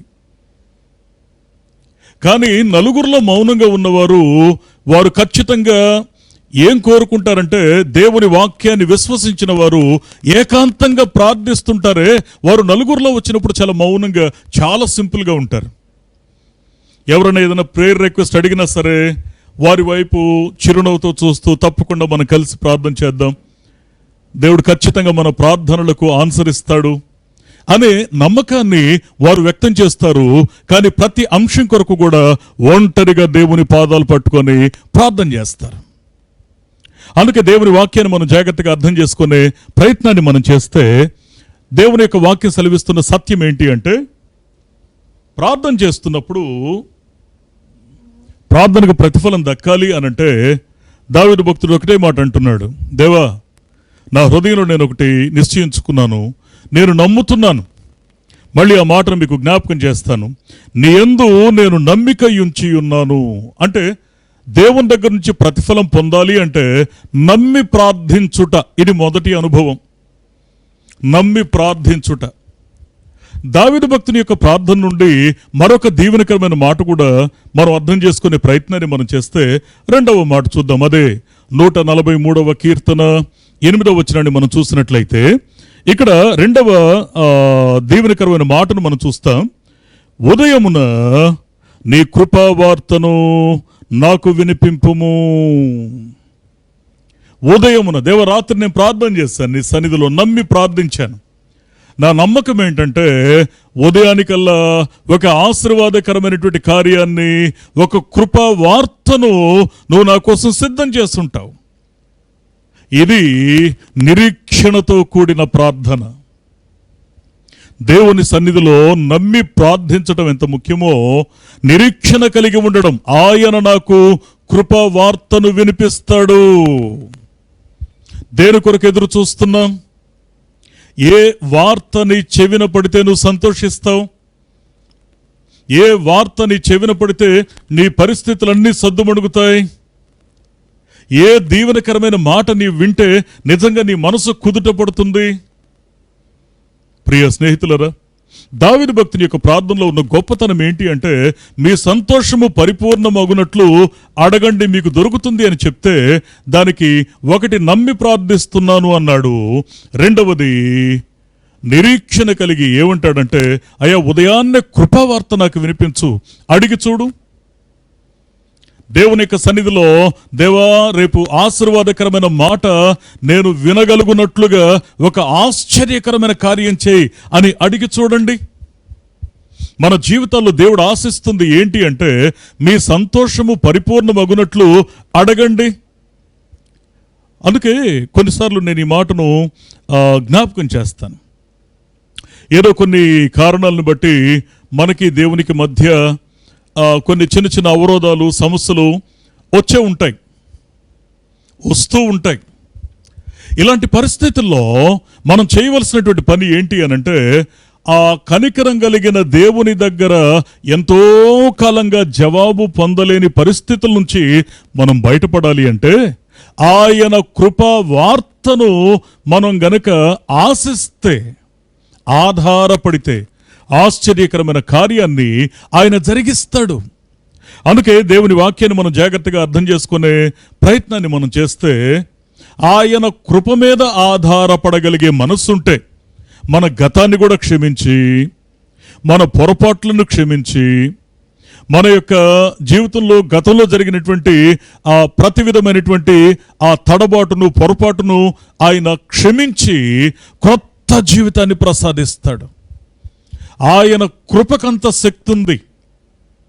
అందుకే భక్తుడు అడుగుతున్నాడు, దేవా ఉదయాన్నే నీ కృపావార్త వినాలని ఆశపడుతున్నాను ప్రభువా.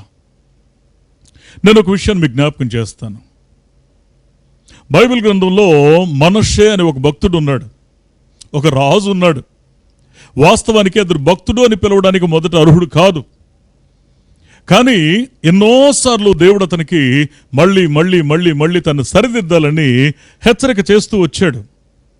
బాధాకరమైన విషయం ఏంటంటే విశ్వాస వీరుడైన హిజ్కియా గర్భాన పుట్టాడు. కానీ బాధాకరమైన విషయం ఏంటంటే విశ్వాసం మాత్రం అబ్బల, రాచరికం వచ్చింది. చాలాసార్లు మన పిల్లలకు మన ఆస్తిపాస్తులు రాకపోయినా పర్వాలేదు, కానీ దేవుని ఆశీర్వాదం మాత్రం వారికి సంక్రమించకపోతే నిజంగా వారిని మనం దరిద్రులుగా చేస్తున్నాం. గుర్తుపెట్టుకోండి మాటని. దేవుని వాక్యం సెలవిస్తున్న సత్యం ఏంటి అనంటే, ఇక అంత గొప్ప విశ్వాస వీరుడైనటువంటి హిజ్కియా గర్భాన పుట్టినటువంటి ఆ రాజు మనసులో దేవునికి దూరంగా ఆయన మనసును కష్టపెట్టే రకంగా ఎంతో కాలాన్ని వ్యర్థం చేసుకున్నాడు. అయితే ఇక సింహాసనం మీద ఉండాల్సిన వాడు శత్రువుల యొక్క దాడిని బట్టి చెరలోకి వెళ్ళాడు. చెరలోకి వెళ్ళిన తర్వాత అక్కడ జరిగినటువంటి ఆశ్చర్యకరమైన సంగతి మీకు జ్ఞాపకం చేయను. 2వ దినవృత్తాంతాల గ్రంథము 33వ అధ్యాయము 12-13 వచనాలు ఒకసారి మనం చూసినట్లయితే అక్కడ వ్రాయబడిన ఆ దీవెనకరమైన మాటను మీ దృష్టికి తీసుకొస్తాను. అతడు శ్రమలో ఉన్నప్పుడు మనిషి ఏం చేస్తాడంటే, నేను చెప్పిన మాట వినకపోతే నువ్వు నీ ఇష్టానుసారంగా చేసావు కాబట్టి నష్టపోయావు కాబట్టి నీ సమస్యలకు నీ శ్రమలకు నువ్వే బాధ్యుడువు బాధ్యురాలువు అని మనల్ని వదిలేస్తారు. మరి ముఖ్యంగా ఇంకా మనం సమస్యలో ఉంటే నా మాట వినలేదు కాబట్టి నీకు ఇలా జరిగింది, ఇంక నేనేం చేయలేను అని చేతులు వదిలేస్తారు. కానీ దేవుని యొక్క వ్యక్తిత్వం ఏంటంటే, ఇక్కడ అతడు శ్రమలో ఉన్నప్పుడు, అంటే సింహాసనం మీద ఉండాల్సిన వాడు శత్రువుల యొక్క చెరలోకి వెళ్ళిన తర్వాత అక్కడ ఉండి తాను మొరపెడతా ఉన్నాడు. ఆ విధానాన్ని మనం చూద్దాం. పరిశుద్ధ గ్రంథం నుండి అదే 2వ దినవృత్తాంతాల గ్రంథము 33వ అధ్యాయము 12-13 వచనాల్లో అతడు శ్రమలో ఉన్నప్పుడు తన దేవుడైన పితరుల దేవుడైన యెహోవాను బ్రతిమాలుకొని అనంటాడు.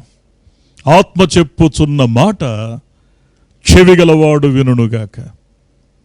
ఆ వాడిన పదం చూశారు, శ్రమలో ఉన్నప్పుడు బ్రతిమాలుకొని. నేను దేవుని యొక్క మనసును చూస్తున్నప్పుడు వర్ణించడానికి మాటలు చాలని అంశం ఏంటంటే, ఎంత దేవుని మనసును నొప్పించినోడో శ్రమ వచ్చేసరికి దేవుణ్ణి అక్కడ బ్రతిమాలుచున్నాడు. చాలా మంది ఏమంటారంటే, సాతానుడు కూడా ఏమని జ్ఞాపకం చేస్తాడంటే, ఇప్పటి వరకు నీ ఇష్టానుసారంగా బ్రతికి ఇప్పుడు వెళ్ళి దేవుణ్ణి దేవా దేవా అంటే నువ్వు బ్రతిమాలెడితే వింటాడా? నువ్వు మొరపెడితే వింటాడా అని మనసులను కఠినం చేసి కనికరించే దేవుని దగ్గరికి వెళ్లకుండా మనల్ని ఇంకా దూరం చేస్తూ ఉంటారు. వాక్యం ఏం చెప్తా ఉందంటే, అతడు బతిమాలుకొని మొదటి అనుభవం. రెండవది ఇంకొక దీవెనకరమైన మాట చూస్తే, తనను తాను బహుగా తగ్గించుకొని. మూడవది ఆయనకు మొరలిడగా. నేను ఒక మాట మీ స్నేహితునిగా శ్రేయోభిలాషిగా ఒక మాట జ్ఞాపకం చేయనా? దేవుని ప్రేమను అనుభవించి చూసిన మనసుతో ఒక మాట చెప్పనా? మనం ఏ స్థితిలో ఉన్నా సరే, ఈ క్షణాన దేవుని వాక్యాన్ని వింటూ ఉన్నప్పుడు ఆ పరిస్థితి ఎంత తీవ్రమైందైనా సరే, ఆ గతం ఎంత చేదైందైనా సరే, మనం శ్రమలో ఉన్న ఈ క్షణంలోనే, తడబడుతున్న ఈ పరిస్థితుల్లోనే సరిదిద్దగలిగిన దేవునిని బ్రతిమాలుకోవడానికి, మనలను మనం బహుగా తగ్గించుకోవడానికి ఆయన ఎదుట మొరపెట్టడానికి మనం సంసిద్ధంగా ఉంటే ఎంతటి అద్భుతాన్నైనా చేయడానికి ఆయన సంసిద్ధంగానే ఉన్నాడు. చప్పట్లు కొడుతూ దేవుని మహింపరుద్దాం. దేవుని వాక్యం సెలవిస్తున్న సత్యం ఏంటి అనంటే, ఆయన కనికరించేవాడు, ఆయన కృప చూపేవాడు. అందుకే దావీదు భక్తుడు ఏమని చెప్తున్నాడంటే, దేవా ఉదయాన్నే నీ కృపా వార్తను నాకు వినిపించవా. దావీదు భక్తుని జీవితంలో కూడా ఎన్నో పోరాటాలు చూశాడండి. తన జీవితంలో ఎన్నో ఎత్తుపల్లాలు చూశాడు. అందుకే అదుపు తప్పుతున్న పరిస్థితుల మీద పట్టు కొరకు నేరుగా దేవుని దగ్గరికి రావడం దావీదుకు అలవాటు. అందుకే ఇక్కడ దేవుని ఆశీర్వాదం, అందుకే ఇక్కడ మాట్లాడుతూ ప్రభు చెప్పిన మాట ఏంటంటే, మీ సంతోషం పరిపూర్ణం అవ్వాలి అంటే మీరు అడగండి. ఎలా అడగాలి?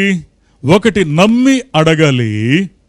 రెండవది, ఆయన కృపను దక్కించుకోవడానికి నిరీక్షణ కలిగి అడగాలి.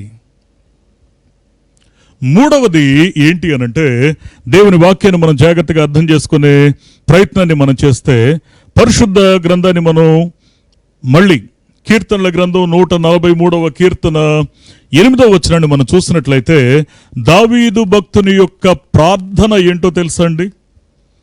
ఒకటి, నమ్మి ప్రార్థించాడు. రెండవది, కృప కొరకు నిరీక్షించి ప్రార్థించాడు.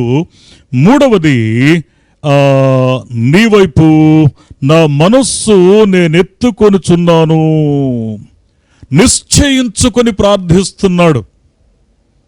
అంటే దేవా, నా జీవితంలో ఏదైనా మార్పు అంటూ జరిగితే నీ వల్లే జరగాలి. పరిస్థితులు కుదుట పడాలి అంటే నీ వల్లే జరగాలి.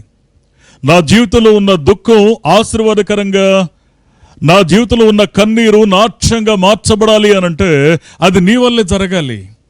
నిశ్చయించుకొని ప్రార్థించటం. నా మనసు ఇక అటు ఇటు చంచలత్వంతో ఉండడాన్ని నేను ఇష్టపడడం లేదు. నా హృదయాన్ని నీ తట్టు నేను ఎత్తుచున్నాను. దేవుని వాక్యం ఉంది చూశారు. నమ్మడానికి మనం సంసిద్ధంగా ఉంటే అది మన జీవితపు రూపురేఖల్ని మార్చడానికి అనుక్షణము సంసిద్ధమే. విశ్వసించడానికి సంసిద్ధంగా ఉంటే మన జీవితంలో కూడా అది చేయడానికి సంసిద్ధంగానే ఉన్నాడు ప్రభు. ఆత్మ చెప్పుచున్న మాట చెవి గలవాడు వినుడుగాక. అందుకే దేవా, నా జీవితంలో ఒకటి నిశ్చయించుకున్నాను. ఏంటి అంటే, నా బ్రతుకులో ఏదైనా ఒక మార్పు కానీ, అద్భుతం కానీ, ఆశీర్వాదం కానీ, ఆ సమస్య సద్దుమణగడం కానీ జరగాలి అని అంటే నీ ద్వారానే జరగాలి. అందుకే నా మనస్సును నీ తట్టు నేను ఎత్తుచున్నాను. మన మనసులో ఉన్న కలవరాన్ని పక్కన పారేయండి. మన జీవితంలో ఉన్నటువంటి ఆ వేదనకరమైన, బాధకరమైన, దుఃఖకరమైన పరిస్థితుల్ని ప్రక్కన విసిరేయండి. దేవుని సన్నిధిలో ఒకటి, నమ్మి ప్రార్థించాలి. రెండవది, నిరీక్షించి ప్రార్థించాలి. మూడవది, నిశ్చయించుకొని ప్రార్థించాలి. నేను ఒక మాట మీకు జ్ఞాపకం చేయనా? ప్రార్థనలో పరిణితి చెందుతున్న జీవితాలు ఎలా ఉంటాయంటే, ఎంత దీవెనకరంగా, పరిమళ సువాసనగా ఉంటాయంటే, మీ దృష్టికి నేను మనకు బాగా పరిచయమైన ఒక భాగాన్ని తీసుకొస్తాను. ప్రార్థన యొక్క ప్రభావం, పరిణితి చెందిన యొక్క మనస్సు యొక్క ప్రార్థన యొక్క విలువ ఎలా ఉంటుంది, దాని యొక్క దృక్పథం ఎట్లా ఉంటుంది అంటే, నిశ్చయించుకొని, దేవా ఏదన్నా చేస్తే నువ్వే చెయ్యాలి, దేవా ఇది నువ్వే చెయ్యాలి అన్న మనసుతో ప్రార్థించేటప్పుడు దేవుడు ఎలాంటి కార్యాలు చేస్తాడో తెలుసా? నెంబర్ 1, యెషయా గ్రంథంలో 38వ అధ్యాయము 1 నుండి 6 వచనాల్లో మనకు అక్కడ హిజ్కియా మరణకరమైన రోగంతో ఉండడం, తాను దేవుని తట్టు తిరిగి, అయ్యా ఒక్కసారి కృపతో నన్ను జ్ఞాపకం చేసుకో, నా జీవితాన్ని నువ్వు చూసావు, నేను ఎలా నడుచుకున్నానో నీకు తెలుసు, ఒక్కసారి నన్ను జ్ఞాపకం చేసుకో అని దేవుని తట్టు తిరిగి ప్రార్థించాడు. ఆ ప్రార్థనకు దేవుని దగ్గర నుండి కలిగిన స్పందన ఏంటో తెలుసా? 5వ వచనాన్ని మనం చూసినట్లయితే ఇక్కడ వాడుతున్న దీవెనకరమైన మాట చూస్తే, నీవు కన్నీళ్లు విడుచుట చూచితిని, నీ ప్రార్థన నేను అంగీకరించాను. దేవుని వాక్యం ఏం సెలవిస్తా ఉందో తెలుసా? మనస్సు ఆయన తట్టు ఎత్తి మనం ప్రార్థిస్తే, ఆయన మీద గురి కలిగి ప్రార్థిస్తే ఆ ప్రార్థనకు జవాబు ఎలా ఉంటుందో తెలుసా? ఆ ప్రార్థించే క్రమం ఎట్లా ఉంటుందంటే కన్నీటితో ప్రార్థిస్తుంది. దేవుని జవాబు ఎలా ఉంటుందో తెలుసా? నీ ప్రార్థన నేను అంగీకరించి తిని, ఆత్మ చెప్పుచున్న మాట చెవిగలవాడు వినుడుగాక. వెంటనే దేవుడు ప్రమాణం చేస్తాడు 6వ వచనంలో, నీకు 15 సంవత్సరాల ఆయుష్ని ఇస్తున్నాను, అంతేకాదు నీ పట్టణాన్ని నేను కాపాడుతాను, శత్రువుల చేతిలో నువ్వు గాని నీ పట్టణం గాని పడకుండా నేను సంరక్షిస్తాను అని ప్రమాణం చేస్తాడు. అందుకే మన మనస్సు దేవుని తట్టు ఎత్తగలిగితే పెను ప్రమాదకరమైన సమస్యలు, అవి ప్రాణాంతకమైనటువంటి సమస్యలైనా సరే, కనికరం కలిగిన దేవుడు ఆ సమస్యలను నీ నమ్మకమైన ప్రార్థన నిశ్చయించుకొని నువ్వు చేస్తున్న ప్రార్థనకు ఆయన జవాబిస్తూ నీ సమస్యలను అన్నిటినీ పరిష్కరిస్తాడు. నేను ఒక మాట మీకు జ్ఞాపకం చేయనా? హిజ్కియా యొక్క ప్రార్థన ఎంత బలమైంది అనంటే, ఒకటి కన్నీటి ప్రార్థన తనకు స్వస్థతనిచ్చింది. రెండవ దినవృత్తాంతాల గ్రంథము 30వ అధ్యాయము 20వ వచనాన్ని కూడా మనం చూస్తే, యెహోవా హిజ్కియా చేసిన ప్రార్థన అంగీకరించి జనులకు స్వస్థతను ఇచ్చాడు. ఆత్మ చెప్పుచున్న మాట చెవిగలవాడు వినుడుగాక. నేను మళ్ళీ ఈ మాట జ్ఞాపకం చేయనా? మన మనస్సును దేవుని తట్టు ఎత్తుకొని ప్రార్థించడానికి మనం సంసిద్ధంగా ఉంటే, మన మనస్సును దేవుని మీద కేంద్రీకరించి ప్రార్థించడానికి మనం సంసిద్ధంగా ఉంటే, కన్నీరు విడిచి ప్రార్థించడానికి మనం సంసిద్ధంగా ఉంటే, దేవుడు మన ప్రార్థన అంగీకరిస్తాడు. దేవుడు మన ప్రార్థన అంగీకరిస్తే ఒకటి మనకు స్వస్థత, ఒకటి మనకు పరిష్కారము, ఒకటి మనకు విమోచన. అంత మాత్రమే కాకుండా ఎవరి కొరకు మనం ప్రార్థిస్తున్నామో వారి జీవితంలో వారికి నెమ్మది, ఎవరి కొరకు మనం ప్రార్థిస్తున్నామో వారి జీవితంలో వారికి స్వస్థత. ఒకవేళ మానసికమైన రుగ్మతలతో బాధపడే వారి కోసం మీరు ప్రార్థిస్తున్నారా? ఖచ్చితంగా దేవుడు మీ యొక్క అంగీకృతమైన ప్రార్థనకు జవాబునిస్తాడు.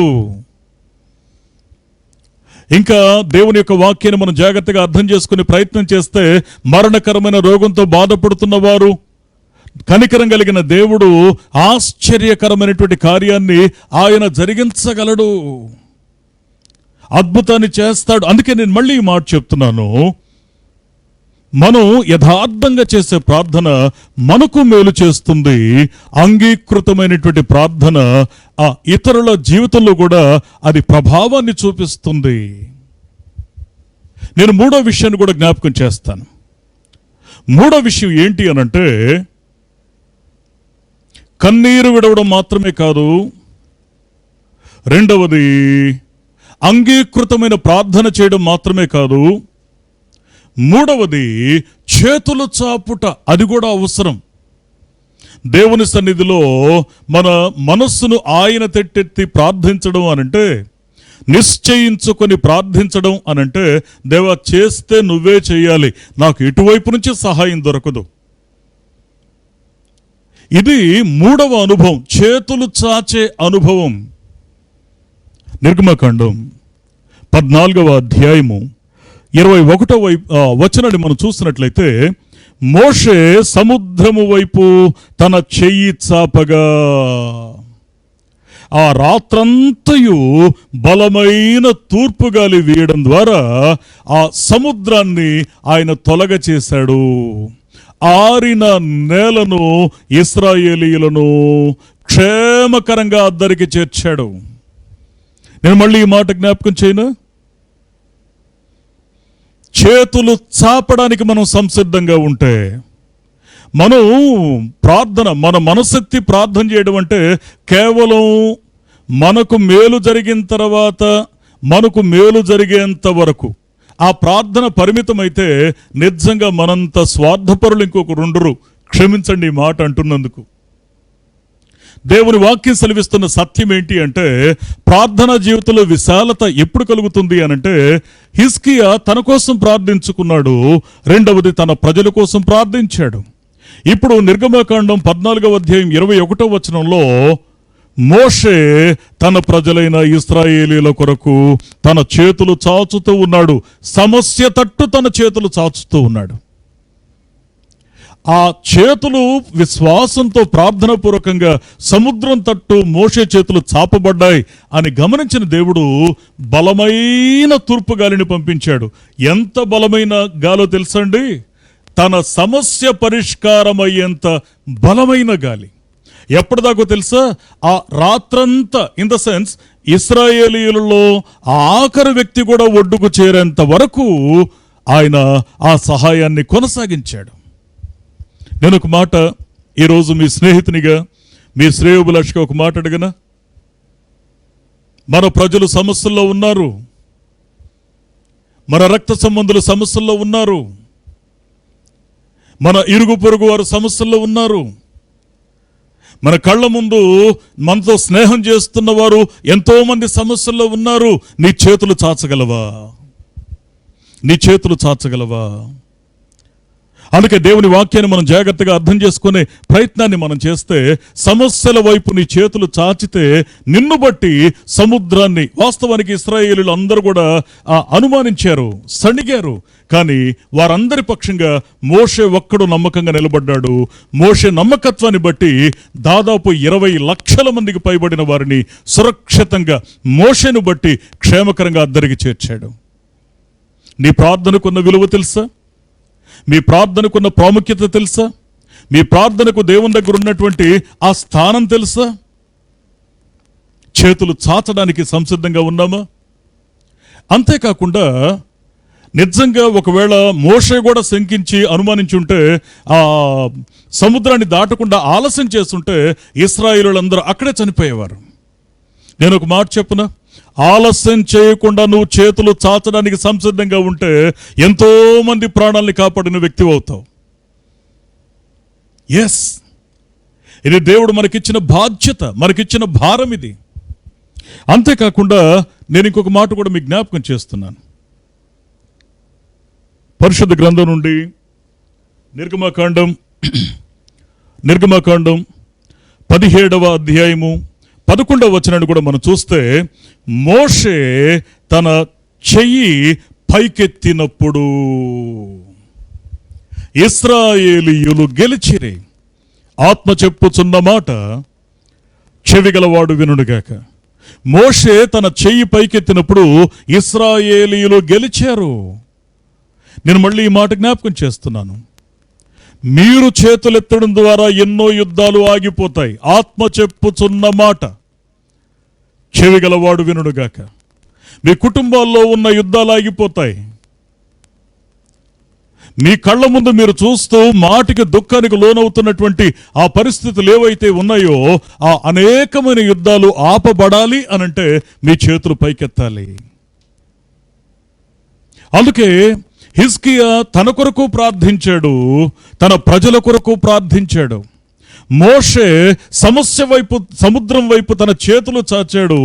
అంత మాత్రమే కాదు, యుద్ధంలో ఉన్న తన ప్రజల యొక్క గెలుపు కొరకు తన యొక్క చేతులను పైకెత్తాడు. అందుకే దేవుని యొక్క మనసును మనం అర్థం చేసుకుంటే, చేతులు పైకెత్తడానికి మనకు తీరిక ఉందా? చేతులు పైకెత్తడంలో మీ కుటుంబంలో ఉన్న అనేక సమస్యలు సద్దుమణగబోతున్నాయన్న సత్యాన్ని మనం విశ్వసించగలుగుతున్నామా? అందుకే వాక్యం ఏం సెలవిస్తా ఉందంటే, మీ సంతోషం పరిపూర్ణం అవ్వడానికి మీరు అడగండి, మీకు దొరుకుతుంది. దేవుని ప్రమాణం ఇది. ఏం జరిగితే నువ్వు సంతోషిస్తావు అడుగుతున్నాడు దేవుడు.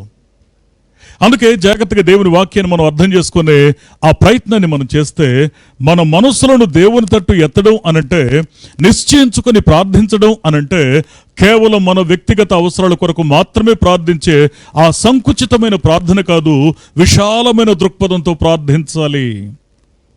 నేను ఇంకొక దీవెనకరమైన ప్రార్థన మీకు జ్ఞాపకం చేస్తాను. కొలస్సీ పత్రిక 4వ అధ్యాయం 12వ వచనంలో పౌలు భక్తుడు ఎపఫ్రా యొక్క ప్రార్థన గురించి జ్ఞాపకం చేస్తాడు. ఇక్కడ ఎపఫ్రా అంటే మీలో ఒకడు, క్రీస్తు యేసు యొక్క దాసుడు అయిన ఎపఫ్రా, అంటే ఎపఫ్రా మీకు తెలుసు అని పరిచయం చేస్తూనే అతను కూడా ప్రార్థన చేస్తున్నాడు. ఎపఫ్రా ప్రార్థన ఏంటి అంటే, ఇక్కడ జాగ్రత్తగా ఈ మాటను అర్థం చేసుకోవడానికి మనం ప్రయత్నం చేస్తే, ఒకటి, ఆయన ఎలా ప్రార్థిస్తున్నాడంటే మీకోసం ప్రార్థిస్తున్నాడు. ఎట్లా ప్రార్థిస్తున్నాడు అంటే, అతడు తన ప్రార్థనలో పోరాడుచున్నాడు. ప్రార్థన పెదవులతో చేయడంలా తన ఆత్మతో చేస్తున్నాడు. ప్రార్థన తన ఆత్మతో చేస్తున్నాడు అంటే ప్రార్థనలో పోరాడుచున్నాడు. ఈ ప్రార్థనలో చేస్తున్న ఈ పోరాటం తన కొరకు కాదు. ఆశ్చర్యం ఏంటి అనంటే, మీ కొరకు. ఏం ప్రార్థన చేస్తున్నాడు ఇతరుల కొరకు అంటే, నెంబర్ 1, మీరు సంపూర్ణులను. ఆత్మీయ జీవితంలో అరకొర భక్తితో మిమ్మల్ని మీరు మోసగించుకునే వారి కాకుండా మీరు సంపూర్ణులుగా ఉండాలని. రెండవది, ప్రతి విషయంలో దేవుని చిత్తమును గూర్చిన సంపూర్ణ నిశ్చయత గలవారును. ఒకటి, మీరు సంపూర్ణులు కావాలి, దేవుని చిత్తాన్ని గూర్చినటువంటి నిశ్చయత కలిగిన వారు కావాలి. మూడవది, నిలకడ కలిగిన వారుగా మీరుండాలి అని అనుదినం కూడా, ప్రతిసారి కూడా తన యొక్క ప్రార్థన, ఇతడు ఎల్లప్పుడూ ప్రార్థిస్తున్నాడు అని పౌలు భక్తుడంతటి వాడు సాక్ష్యం చెప్తున్నాడు. ఎపఫ్రా ప్రార్థిస్తున్నాడు. ఆఫ్ కోర్స్ మనం కూడా ప్రార్థిస్తున్నాం. నేను మీ స్నేహితునిగా, శ్రేయోభిలాషిగా ఒక మాట అడిగిన, మనం మన కొరకు ప్రార్థిస్తున్నాం. ఎపఫ్రా ఇతరుల యొక్క ఆత్మీయ స్థిరత్వం కోసం, పరిపూర్ణత కోసం, నిశ్చయత కోసం, నిలకడ కోసం, ఇతరుల యొక్క రక్షణ కోసం పెనుగులాడుతున్నాడు, పోరాడుతున్నాడు. నాశనమందు పడుటకు జోగుచున్న వారిని నీవు రక్షింపవా? ఇది మన బాధ్యత కాదా? ఇతరుల కొరకు మనం ప్రార్థించొద్దా? వారికి మనం తెలియక్కర్లా, వారు మనల్ని పొగడక్కర్లా, వారు మనల్ని గుర్తించక్కర్లా.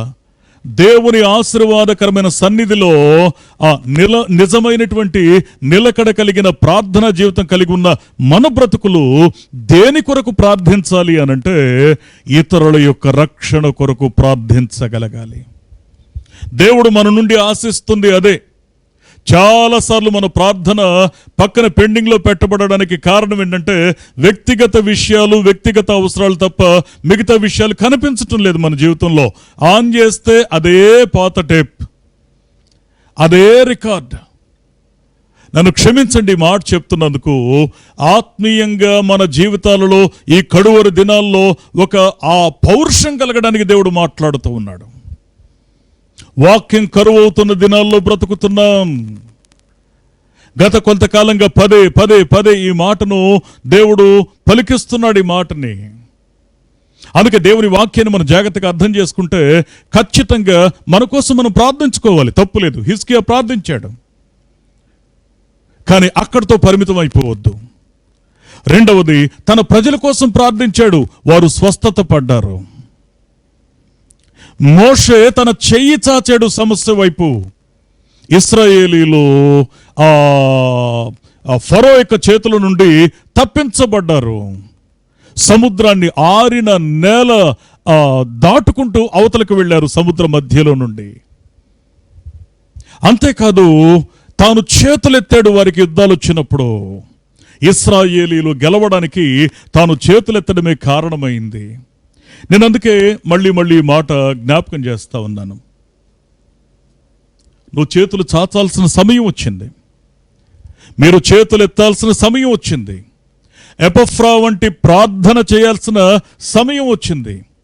హిజ్కియా వలె మరి ఖచ్చితంగా ఇతరుల క్షేమం కోసం ప్రార్థించాల్సిన సమయం ఆసన్నమైంది. దేవుని వాక్యాన్ని మనం జాగ్రత్తగా అర్థం చేసుకునే ప్రయత్నాన్ని మనం చేస్తే, ప్రియ స్నేహితులరా, నిశ్చయించుకొని ప్రార్థించడం. దేవా, నేను నా జీవితంలో విశ్వాస విషయంలో సన్నగిల్లకుండా చల్లారకుండా నా మనస్సును నీ తట్టెత్తుతున్నాను. ఇక చంచలమైన మనస్సు నాకుండకుండునుగాక. దేవుని వాక్యం సెలవిస్తున్న సత్యం ఏంటి అనంటే, ప్రియ స్నేహితులరా, అందుకే మీ సంతోషం పరిపూర్ణం అవ్వడానికి మీరు అడగండి, మీకు అనుగ్రహించబడుతుంది. దేనిలో మీ సంతోషం ఉంది, దాన్నే మీరు అడుగుతారు. ఖచ్చితంగా మీరు అడగాల్సిందేంటో, భక్తులు అడిగిందేంటో ఇక్కడ దేవుడు చూపిస్తూ ఉన్నాడు. అందుకే పరిశుద్ధ గ్రంథాన్ని మనం జాగ్రత్తగా అర్థం చేసుకునే ప్రయత్నాన్ని మనం చేస్తే, నేను మరొక మాట మీకు జ్ఞాపకం చేస్తాను. ఇక్కడ దావీదు భక్తుని యొక్క శక్తివంతమైన ప్రార్థనలో ఉన్న మరొక దీవెనకరమైన మాట ఏంటి అనంటే, ఒకటి, తన జీవితంలో మనస్ఫూర్తిగా నమ్మి ప్రార్థించాడు. రెండవది, నిరీక్షణ కలిగి ప్రార్థించాడు. మూడవది, నిశ్చయించుకొని ప్రార్థించాడు. నాలుగవది, అదే కీర్తన గ్రంథం 143వ కీర్తన 8వ వచనాన్ని మనం చూస్తే ఏమని అడుగుతాడో తెలుసండి దేవుని దగ్గర? నేను నడవవలసిన మార్గము నాకు తెలియచేయుము. ఇది అప్పగించుకొని ప్రార్థించుట. నేను నడవవలసిన మార్గాన్ని నాకు తెలియచేయి దేవా, నేను నీ సన్నిధిలో వేడుకుంటున్నాను, ప్రాధేయపడుతున్నాను, నీ సన్నిధిలో నేను మొరపెడుతున్నాను. ఏంటి అనంటే, నేను నడవవలసిన త్రోవ నాకు తెలియచేయి. ఇది అప్పగించుకొని ప్రార్థించుట. ప్రియ స్నేహితులరా, జీవితంలో కొన్నిసార్లు తెలుసో తెలియకో చిన్న పొరపాట్లు దొరుకుతాయండి, వాస్తవం. ఆ టైంలో దేవుడు కూడా మనల్ని సరిదిద్దుతాడు. వెంటనే చిన్న పొరపాటు జరిగింది కదా అని ఇక నీకు నాకు సంబంధం లేదు పో అని కనుక దేవుడు అనేవాడే అయితే, తప్పిపోయిన కుమారుని యొక్క జీవితాన్ని గురించి ఆయన రాసి పెట్టేవాడు కాదు. అంటే దాని అర్థం, మనం తప్పిపోతూ ఉంటే ఆయన అవకాశం ఇస్తాడని అపార్థం చేసుకున్న వాళ్ళకి అలాంటి ఛాన్స్ కూడా ఇంకోసారి ఉండదు అని పరిశుద్ధ గ్రంథం బోధిస్తూ ఉంది. తెలియక జరిగిన తప్పిదాల విషయంలో దేవుడు క్షమిస్తాడు. అయితే ఇక్కడ జరుగుతున్న విషయం ఏంటి అంటే, ఒకసారి దేవుని మనసును పూర్తిగా అర్థం చేసుకోలేక, దేవుని అభిప్రాయానికి భిన్నంగా యోనా ఒక పొరపాటు చేస్తాడు. మనకు తెలిసే విషయం. నినివే వెళ్ళమంటే, తర్షీషు వెళ్ళడానికి దేవుని ఉద్దేశం తెలుసు, దేవుని చిత్తం తెలుసు, దేవుని అభిప్రాయం తెలుసు, తన బాధ్యత తెలుసు, కానీ దానికి భిన్నంగా ప్రయాణాన్ని మొదలుపెట్టాడు. అయితే ఆశ్చర్యం ఏంటి అంటే, ఆ తర్వాత మనందరికీ బాగా తెలిసిన విషయమే, ఆ పడవ మరి ప్రమాదానికి గురవుతుంది. ఆ టైంలో తన్ని ఓడలోంచి విసిరివేస్తారు. ఓడలోంచి విసిరివేసిన తర్వాత చేప తను మింగడాన్ని మనం చూస్తాం. ఇప్పుడు ఇక తన పని అయిపోయింది అని లోకమంతా అనుకుంటా ఉంది. కోర్స్ ఆ చేప గర్భంలోకి వెళ్తా ఉన్నప్పుడు నోటిలోకి వెళ్ళగానే ఈ యొక్క యోనా మనసులో కూడా అనుకునే ఉంటాడు, అయిపోయింది నా పని, మంచి ప్రయాణం, ఆత్మీయంగా దేవునితో కొనసాగాను, కానీ ఎండింగే బాలేదు, నేను ఇలా చేయకుండా ఉండాల్సింది అని మనసులో మదన పడుతూ వేదన పడుతూ, నేను నడవాల్సిన మార్గం ఒకటైతే నేను ఇంకొక వైపుకు నా ప్రయాణాన్ని మొదలుపెట్టాను, చాలా తప్పు చేశానని పశ్చాత్తాపడతా ఉంటే, ఆశ్చర్యం ఏంటో తెలుసా, ఆ చేప మింగిన తరువాత కూడా తను ఇంకా శ్వాస పీలుస్తూనే ఉన్నాడు, ఇంకా ఆలోచించగలుగుతున్నాడు, దేవునిని తలంచగలుగుతున్నాడు. గుర్తుపెట్టుకోండి ఒకసారి, దేవుని నామ మహిమ కొరకు, మన క్షేమం కొరకు ఈ మాట చెప్తున్నాను. కొన్నిసార్లు దేవుని సన్నిధిలో తడబడి పొరబడి మన జీవితంలో ఏదైనా తప్పులు దొర్లితే, ఒకవేళ దేవుడే మనల్ని మర్చిపోయి ఉంటే మన జీవితాలు ఎంత దుర్భరంగా ఉంటాయో తెలుసా అండి? కానీ కనికరం కలిగిన దేవుడు ఆయన మళ్ళీ మనల్ని క్షమించడానికి సిద్ధంగా ఉన్నాడు అనంటే దానికి ఒక చిన్న ఎగ్జాంపుల్ ఏంటి అనంటే, ఆయన మళ్ళీ తనను జ్ఞాపకం చేసుకునే ఆ అవకాశాన్ని మన మనసులకు ఇస్తాడు. ఆ కనికరం కలిగిన దేవుని యొక్క సన్నిధిలో మన హృదయాలు ఆయన తట్టు తిరగడానికి అవకాశాన్ని ఇస్తాడు. అప్పుడు వెంటనే యోనా ఏమని ప్రార్థిస్తాడంటే, యోనా గ్రంథం 2వ అధ్యాయము 2వ వచనాన్ని ఒకసారి మనం చూస్తే, నేను ఉపద్రవములో ఉండి యెహోవాకు మనవి చేయగా, పాతాళ గర్భములో ఉండి నేను కేకలు వేయగా ఆయన నా ప్రార్థన అంగీకరించాడు. నిజంగా ఆ అనుభవం ఎలా ఉంటుందో ఒకసారి ఆలోచన చేయండి.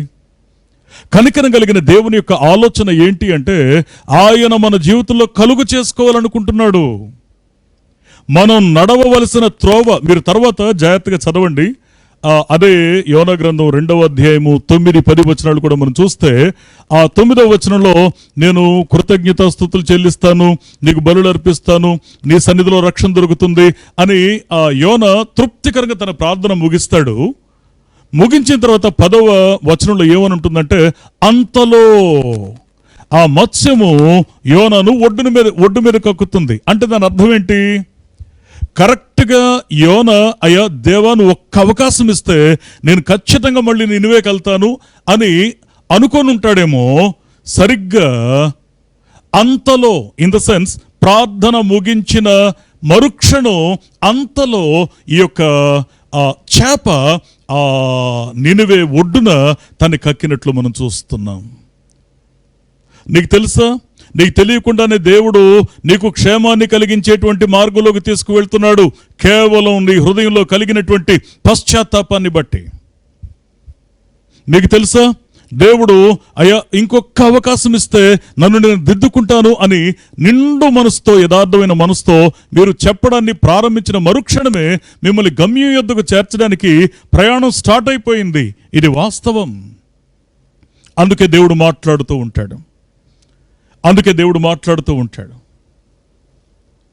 ఒక్కసారి శ్రమలో ఉండగానే దేవునికి మొర్రపెట్టి చూడండి. ఒక్కసారి శ్రమలో ఉన్నప్పుడే, సమస్యలో ఉన్నప్పుడే ఆ సంకటాన్ని కుదర్చగలిగిన దేవుని సన్నిధిలో ఒక్కసారి ఒక్క అవకాశాన్ని అర్థించి ప్రార్థించి చూడండి. యోనా అంటున్నాడు, నేను కేకలు వేశాను అని అంటాడు. దేవుడు మాట్లాడితే ఎంత మేలండి! దేవుడు మాట్లాడితే ఎంత మేలు! ఎందుకు దేవుడు మాట్లాడతాడో తెలుసా? దావీదు భక్తుడు తన అనుభవం నుంచి ఏం చెప్తాడంటే, కీర్తనల గ్రంథం 32వ కీర్తన 8వ వచనంలో, నీకు ఉపదేశము చేసేదను, నీవు నడవవలసిన మార్గం నేను నీకు బోధిస్తాను. 3వది, నీ మీద దృష్టి ఉంచి నీకు ఆలోచన చెప్పేదను. దేవుడు ఎందుకు కలుగు చేసుకుంటాడో తెలుసా?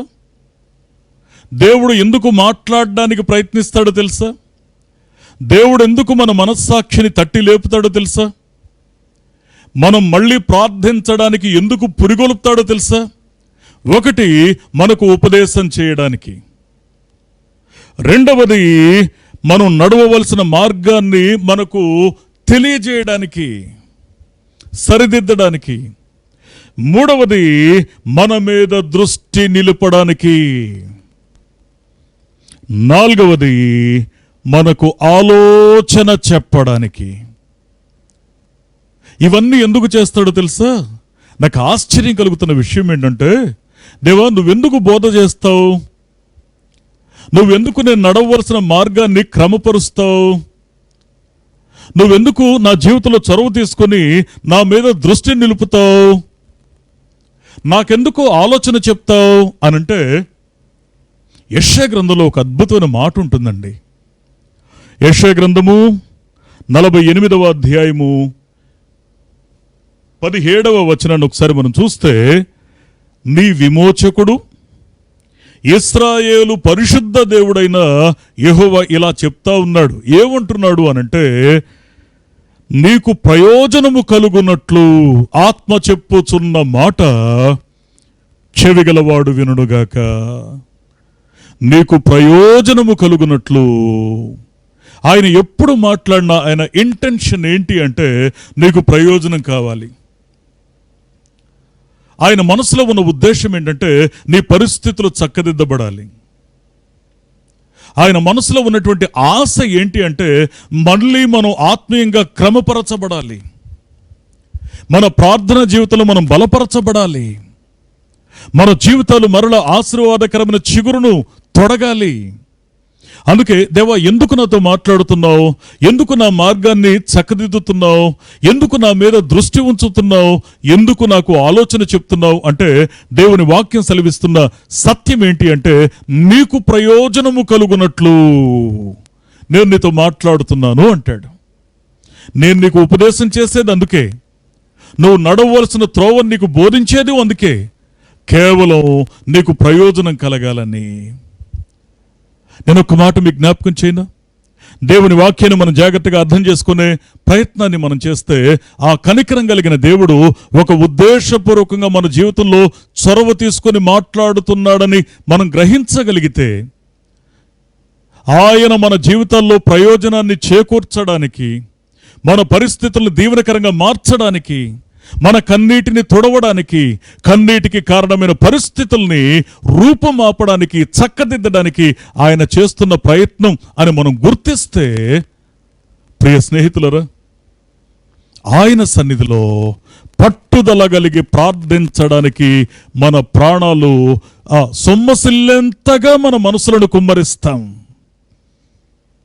అందుకే ప్రభు చెప్తున్న మాట ఏంటంటే, సరే ఒకప్పుడు సంగతి ప్రక్కన పెట్టేయండి, ఇప్పుడు మీ సంతోషము పరిపూర్ణమగునట్లు అడగండి, మీకు దొరుకుతుంది.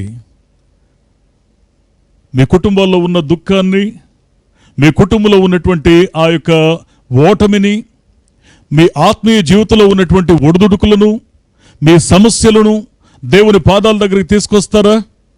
ఆశ్చర్యకరుడైన దేవుడు ఏ సమస్య పరిష్కరించబడితే నీ గుండెల్లో నిజమైన ఆనందం స్థిరపడుతుందో ఆ ఆనందాన్ని ఆయన ఖచ్చితంగా స్థాపించడానికి, ఆయన మనకు ప్రయోజనం కలగడానికి మాట్లాడుతున్నాడని గ్రహించి ఆయన నమ్మకమైన చేతులకు మనల్ని మనం అప్పగించుకుందాం. ఒకప్పుడు మనం సరిగ్గా ప్రార్థించలేదు, మన ప్రార్థన దేవునికి వినబడలేదు. కారణం ఏంటో కూడా దేవుని సన్నిధిలో చూసాం. కానీ దేవుని సన్నిధిలో మన ప్రార్థన ఆయనకు వినబడాలి అనంటే మనం చేయవలసినటువంటి పని ఏంటో తెలుసా? నమ్మకం కలిగి, నిరీక్షణ కలిగి, నిశ్చయించుకొని, అప్పగించుకొని దేవుని సన్నిధిలో ప్రార్థించాలి.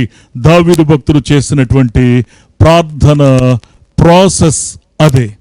అందుకే ఈ క్షణాన మనకు ప్రయోజనం కలుగునట్లు మనతో మాట్లాడడానికి సంసిద్ధంగా ఉన్న దేవుడు మనతో మాట్లాడబోతూ ఉన్న ఆ తరుణాన్ని ఒక్కసారి మనం జ్ఞాపకం చేసుకొని ఆయన దీవెనకరమైనటువంటి మాట మన గుండెల్లో ప్రతిష్ఠించుకోవడానికి, ఆయన జీవం కలిగిన మాట మన జీవితాలని ఆశీర్వాదకరంగా మార్చడానికి ఒక్కసారి ఆయన పాదాలను మనం పట్టుకుందాం.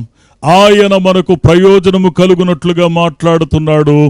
ఆయన ఉద్దేశించిన ప్రయోజనము మన కుటుంబాలలో మనకును, మన బిడ్డలకును, మన సంఘములకును కలుగునుగాక.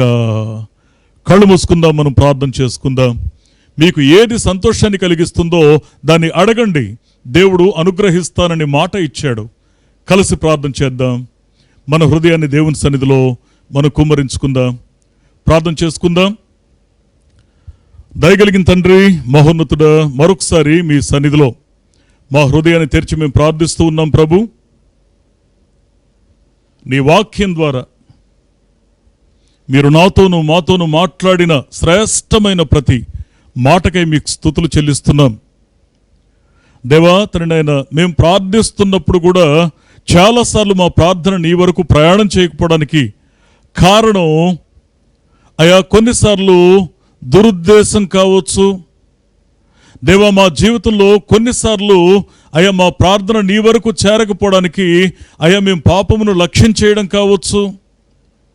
దేవా, నీకు ఆయాసకరమైనటువంటి మార్గం మాలో ఉండడం కావచ్చు.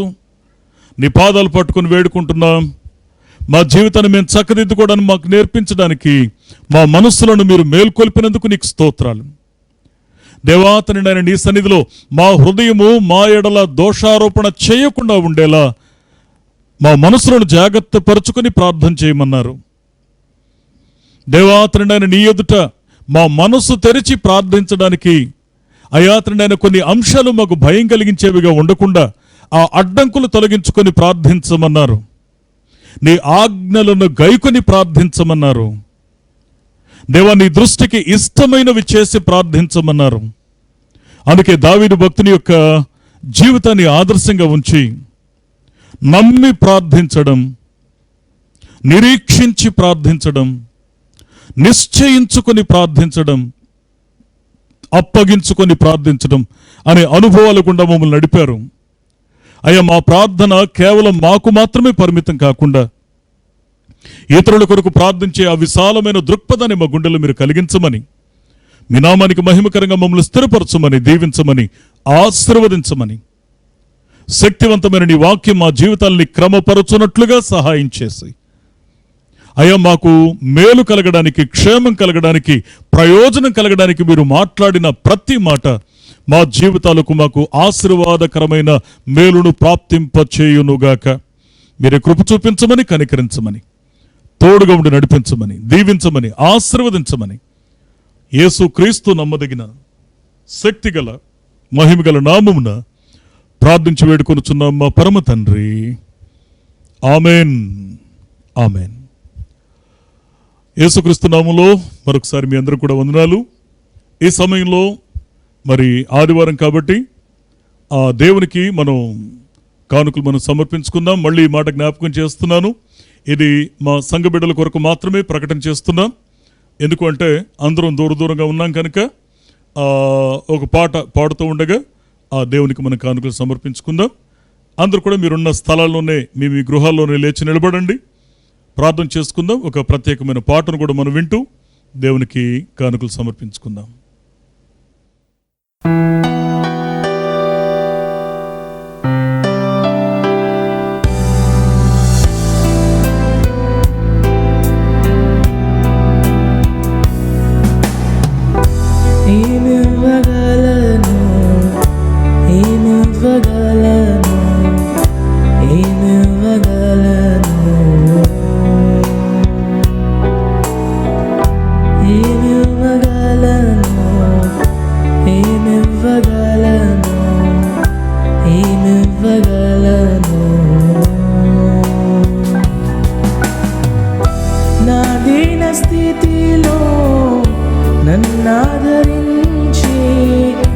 నన్నెంతగా నీవు హెచ్చించితివే, నా దీన స్థితిలో నన్నాదరించి నన్నెంతగా నీవు హెచ్చించితివే. నేనున్న స్థితికి కారణం నీవే, నేనున్న స్థితికి కారణం నీవే. అందుకే నా జీవితం నీకర్పిస్తున్నాను, అందుకే నా జీవితం నీకర్పిస్తున్నాను. యేసయ్యా, యేసయ్యా, యేసయ్యా, యేసయ్యా, యేసయ్యా,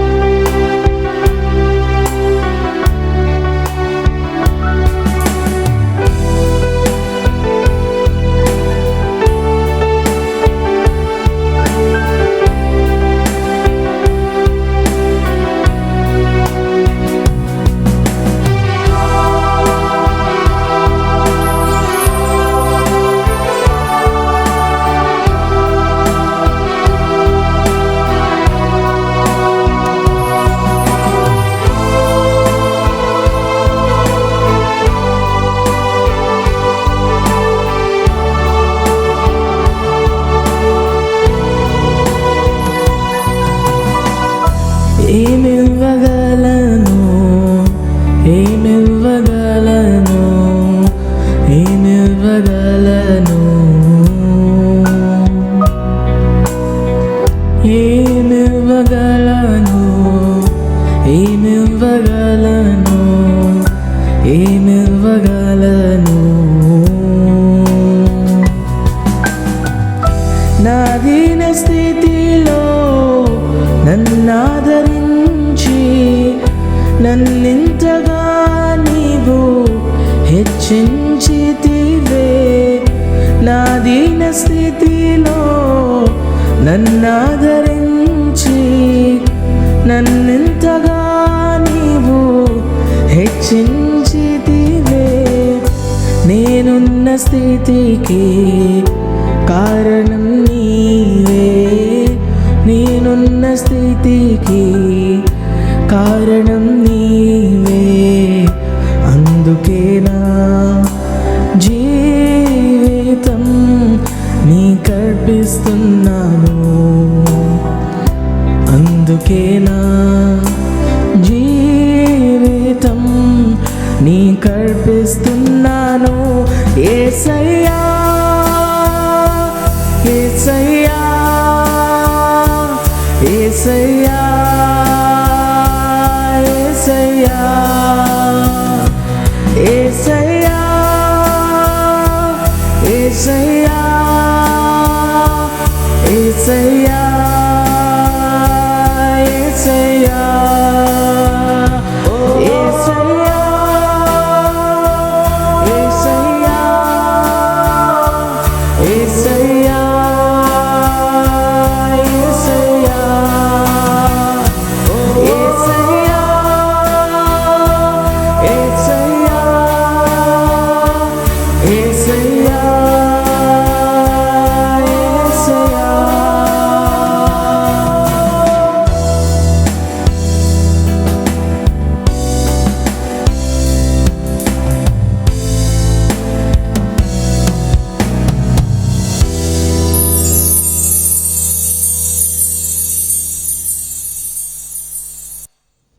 ప్రార్థన చేసుకుందాం.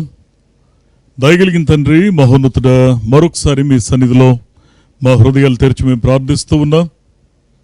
ఈరోజు నీ సన్నిధిలో మీ సంతోషము పరిపూర్ణమగునట్లు అడగండి మీకు దొరుకుతుంది అని మీరు చెప్పారు.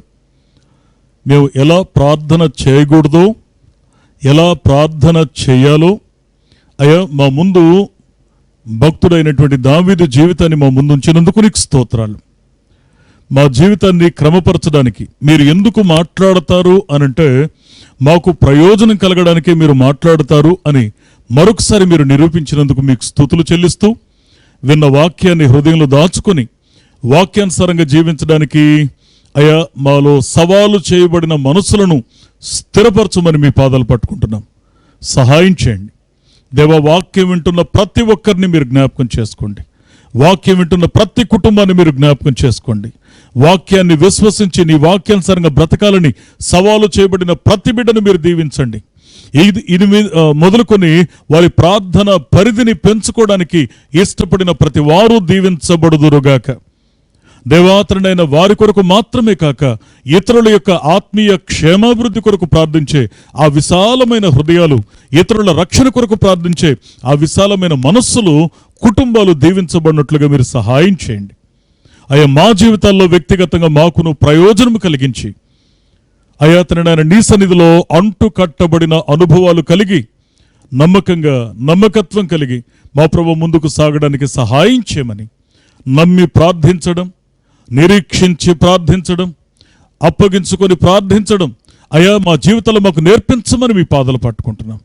సహాయం చేయండి అయ్యా. వీటన్నిటిని ప్రభావితం చేసే మూడవ పాయింట్, నా తండ్రి, నిశ్చయించుకొని ప్రార్థించే ఆ నిజమైన ప్రార్థన పెనుగులాడే అనుభవాన్ని మాకు నేర్పించమని మీ పాదాలు పట్టుకుంటున్నాం. సహాయం చేయండి, కనికరించమని అయ్యా. మా ప్రభు ఎందరైతే నీ సన్నిధిలో అయ్యా తమ గుప్పిళ్ళు విప్పి నీ సన్నిధికి పరిశుద్ధమైన అర్పణ తీసుకొచ్చారో ఆ పరిశుద్ధమైన అర్పణ, పరిశుద్ధమైన మీ పనిలో పరిచర్యలో వాడుకొని పట్టజాలనంత విస్తారమైన దీవెనలు వారిపై మీరు కుమ్మరించమని, ఆశీర్వదించమని మరొకసారి వాక్యాన్ని విన్న ప్రతి వ్యక్తిని, కుటుంబాన్ని వ్యక్తిగతంగా మీరు ఆశీర్వదించమని, దీవించమని, ఫలింపచేయమని యేసునామములో ప్రార్థిస్తున్నాం మా పరమ తండ్రి, ఆమెన్.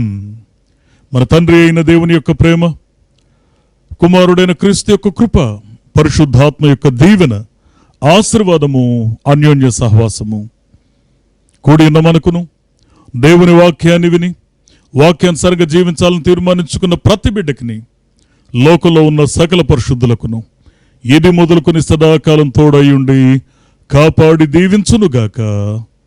Amen, amen, amen. యేసుక్రీస్తు నామములో మరొకసారి మీ అందరూ కూడా ప్రత్యేకమైన వందనాలు. దేవుని వాక్యాన్ని గుండెలో దాచుకోండి.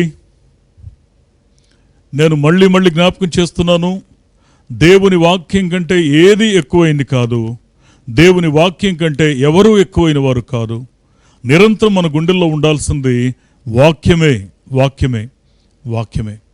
వాక్యాన్ని గుండెల్లో దాచుకుని ప్రభు మాట్లాడిన మాటలు పదే పదే వాటిని మళ్ళీ మళ్ళీ మీరు ఆ మాటల్ని వినండి.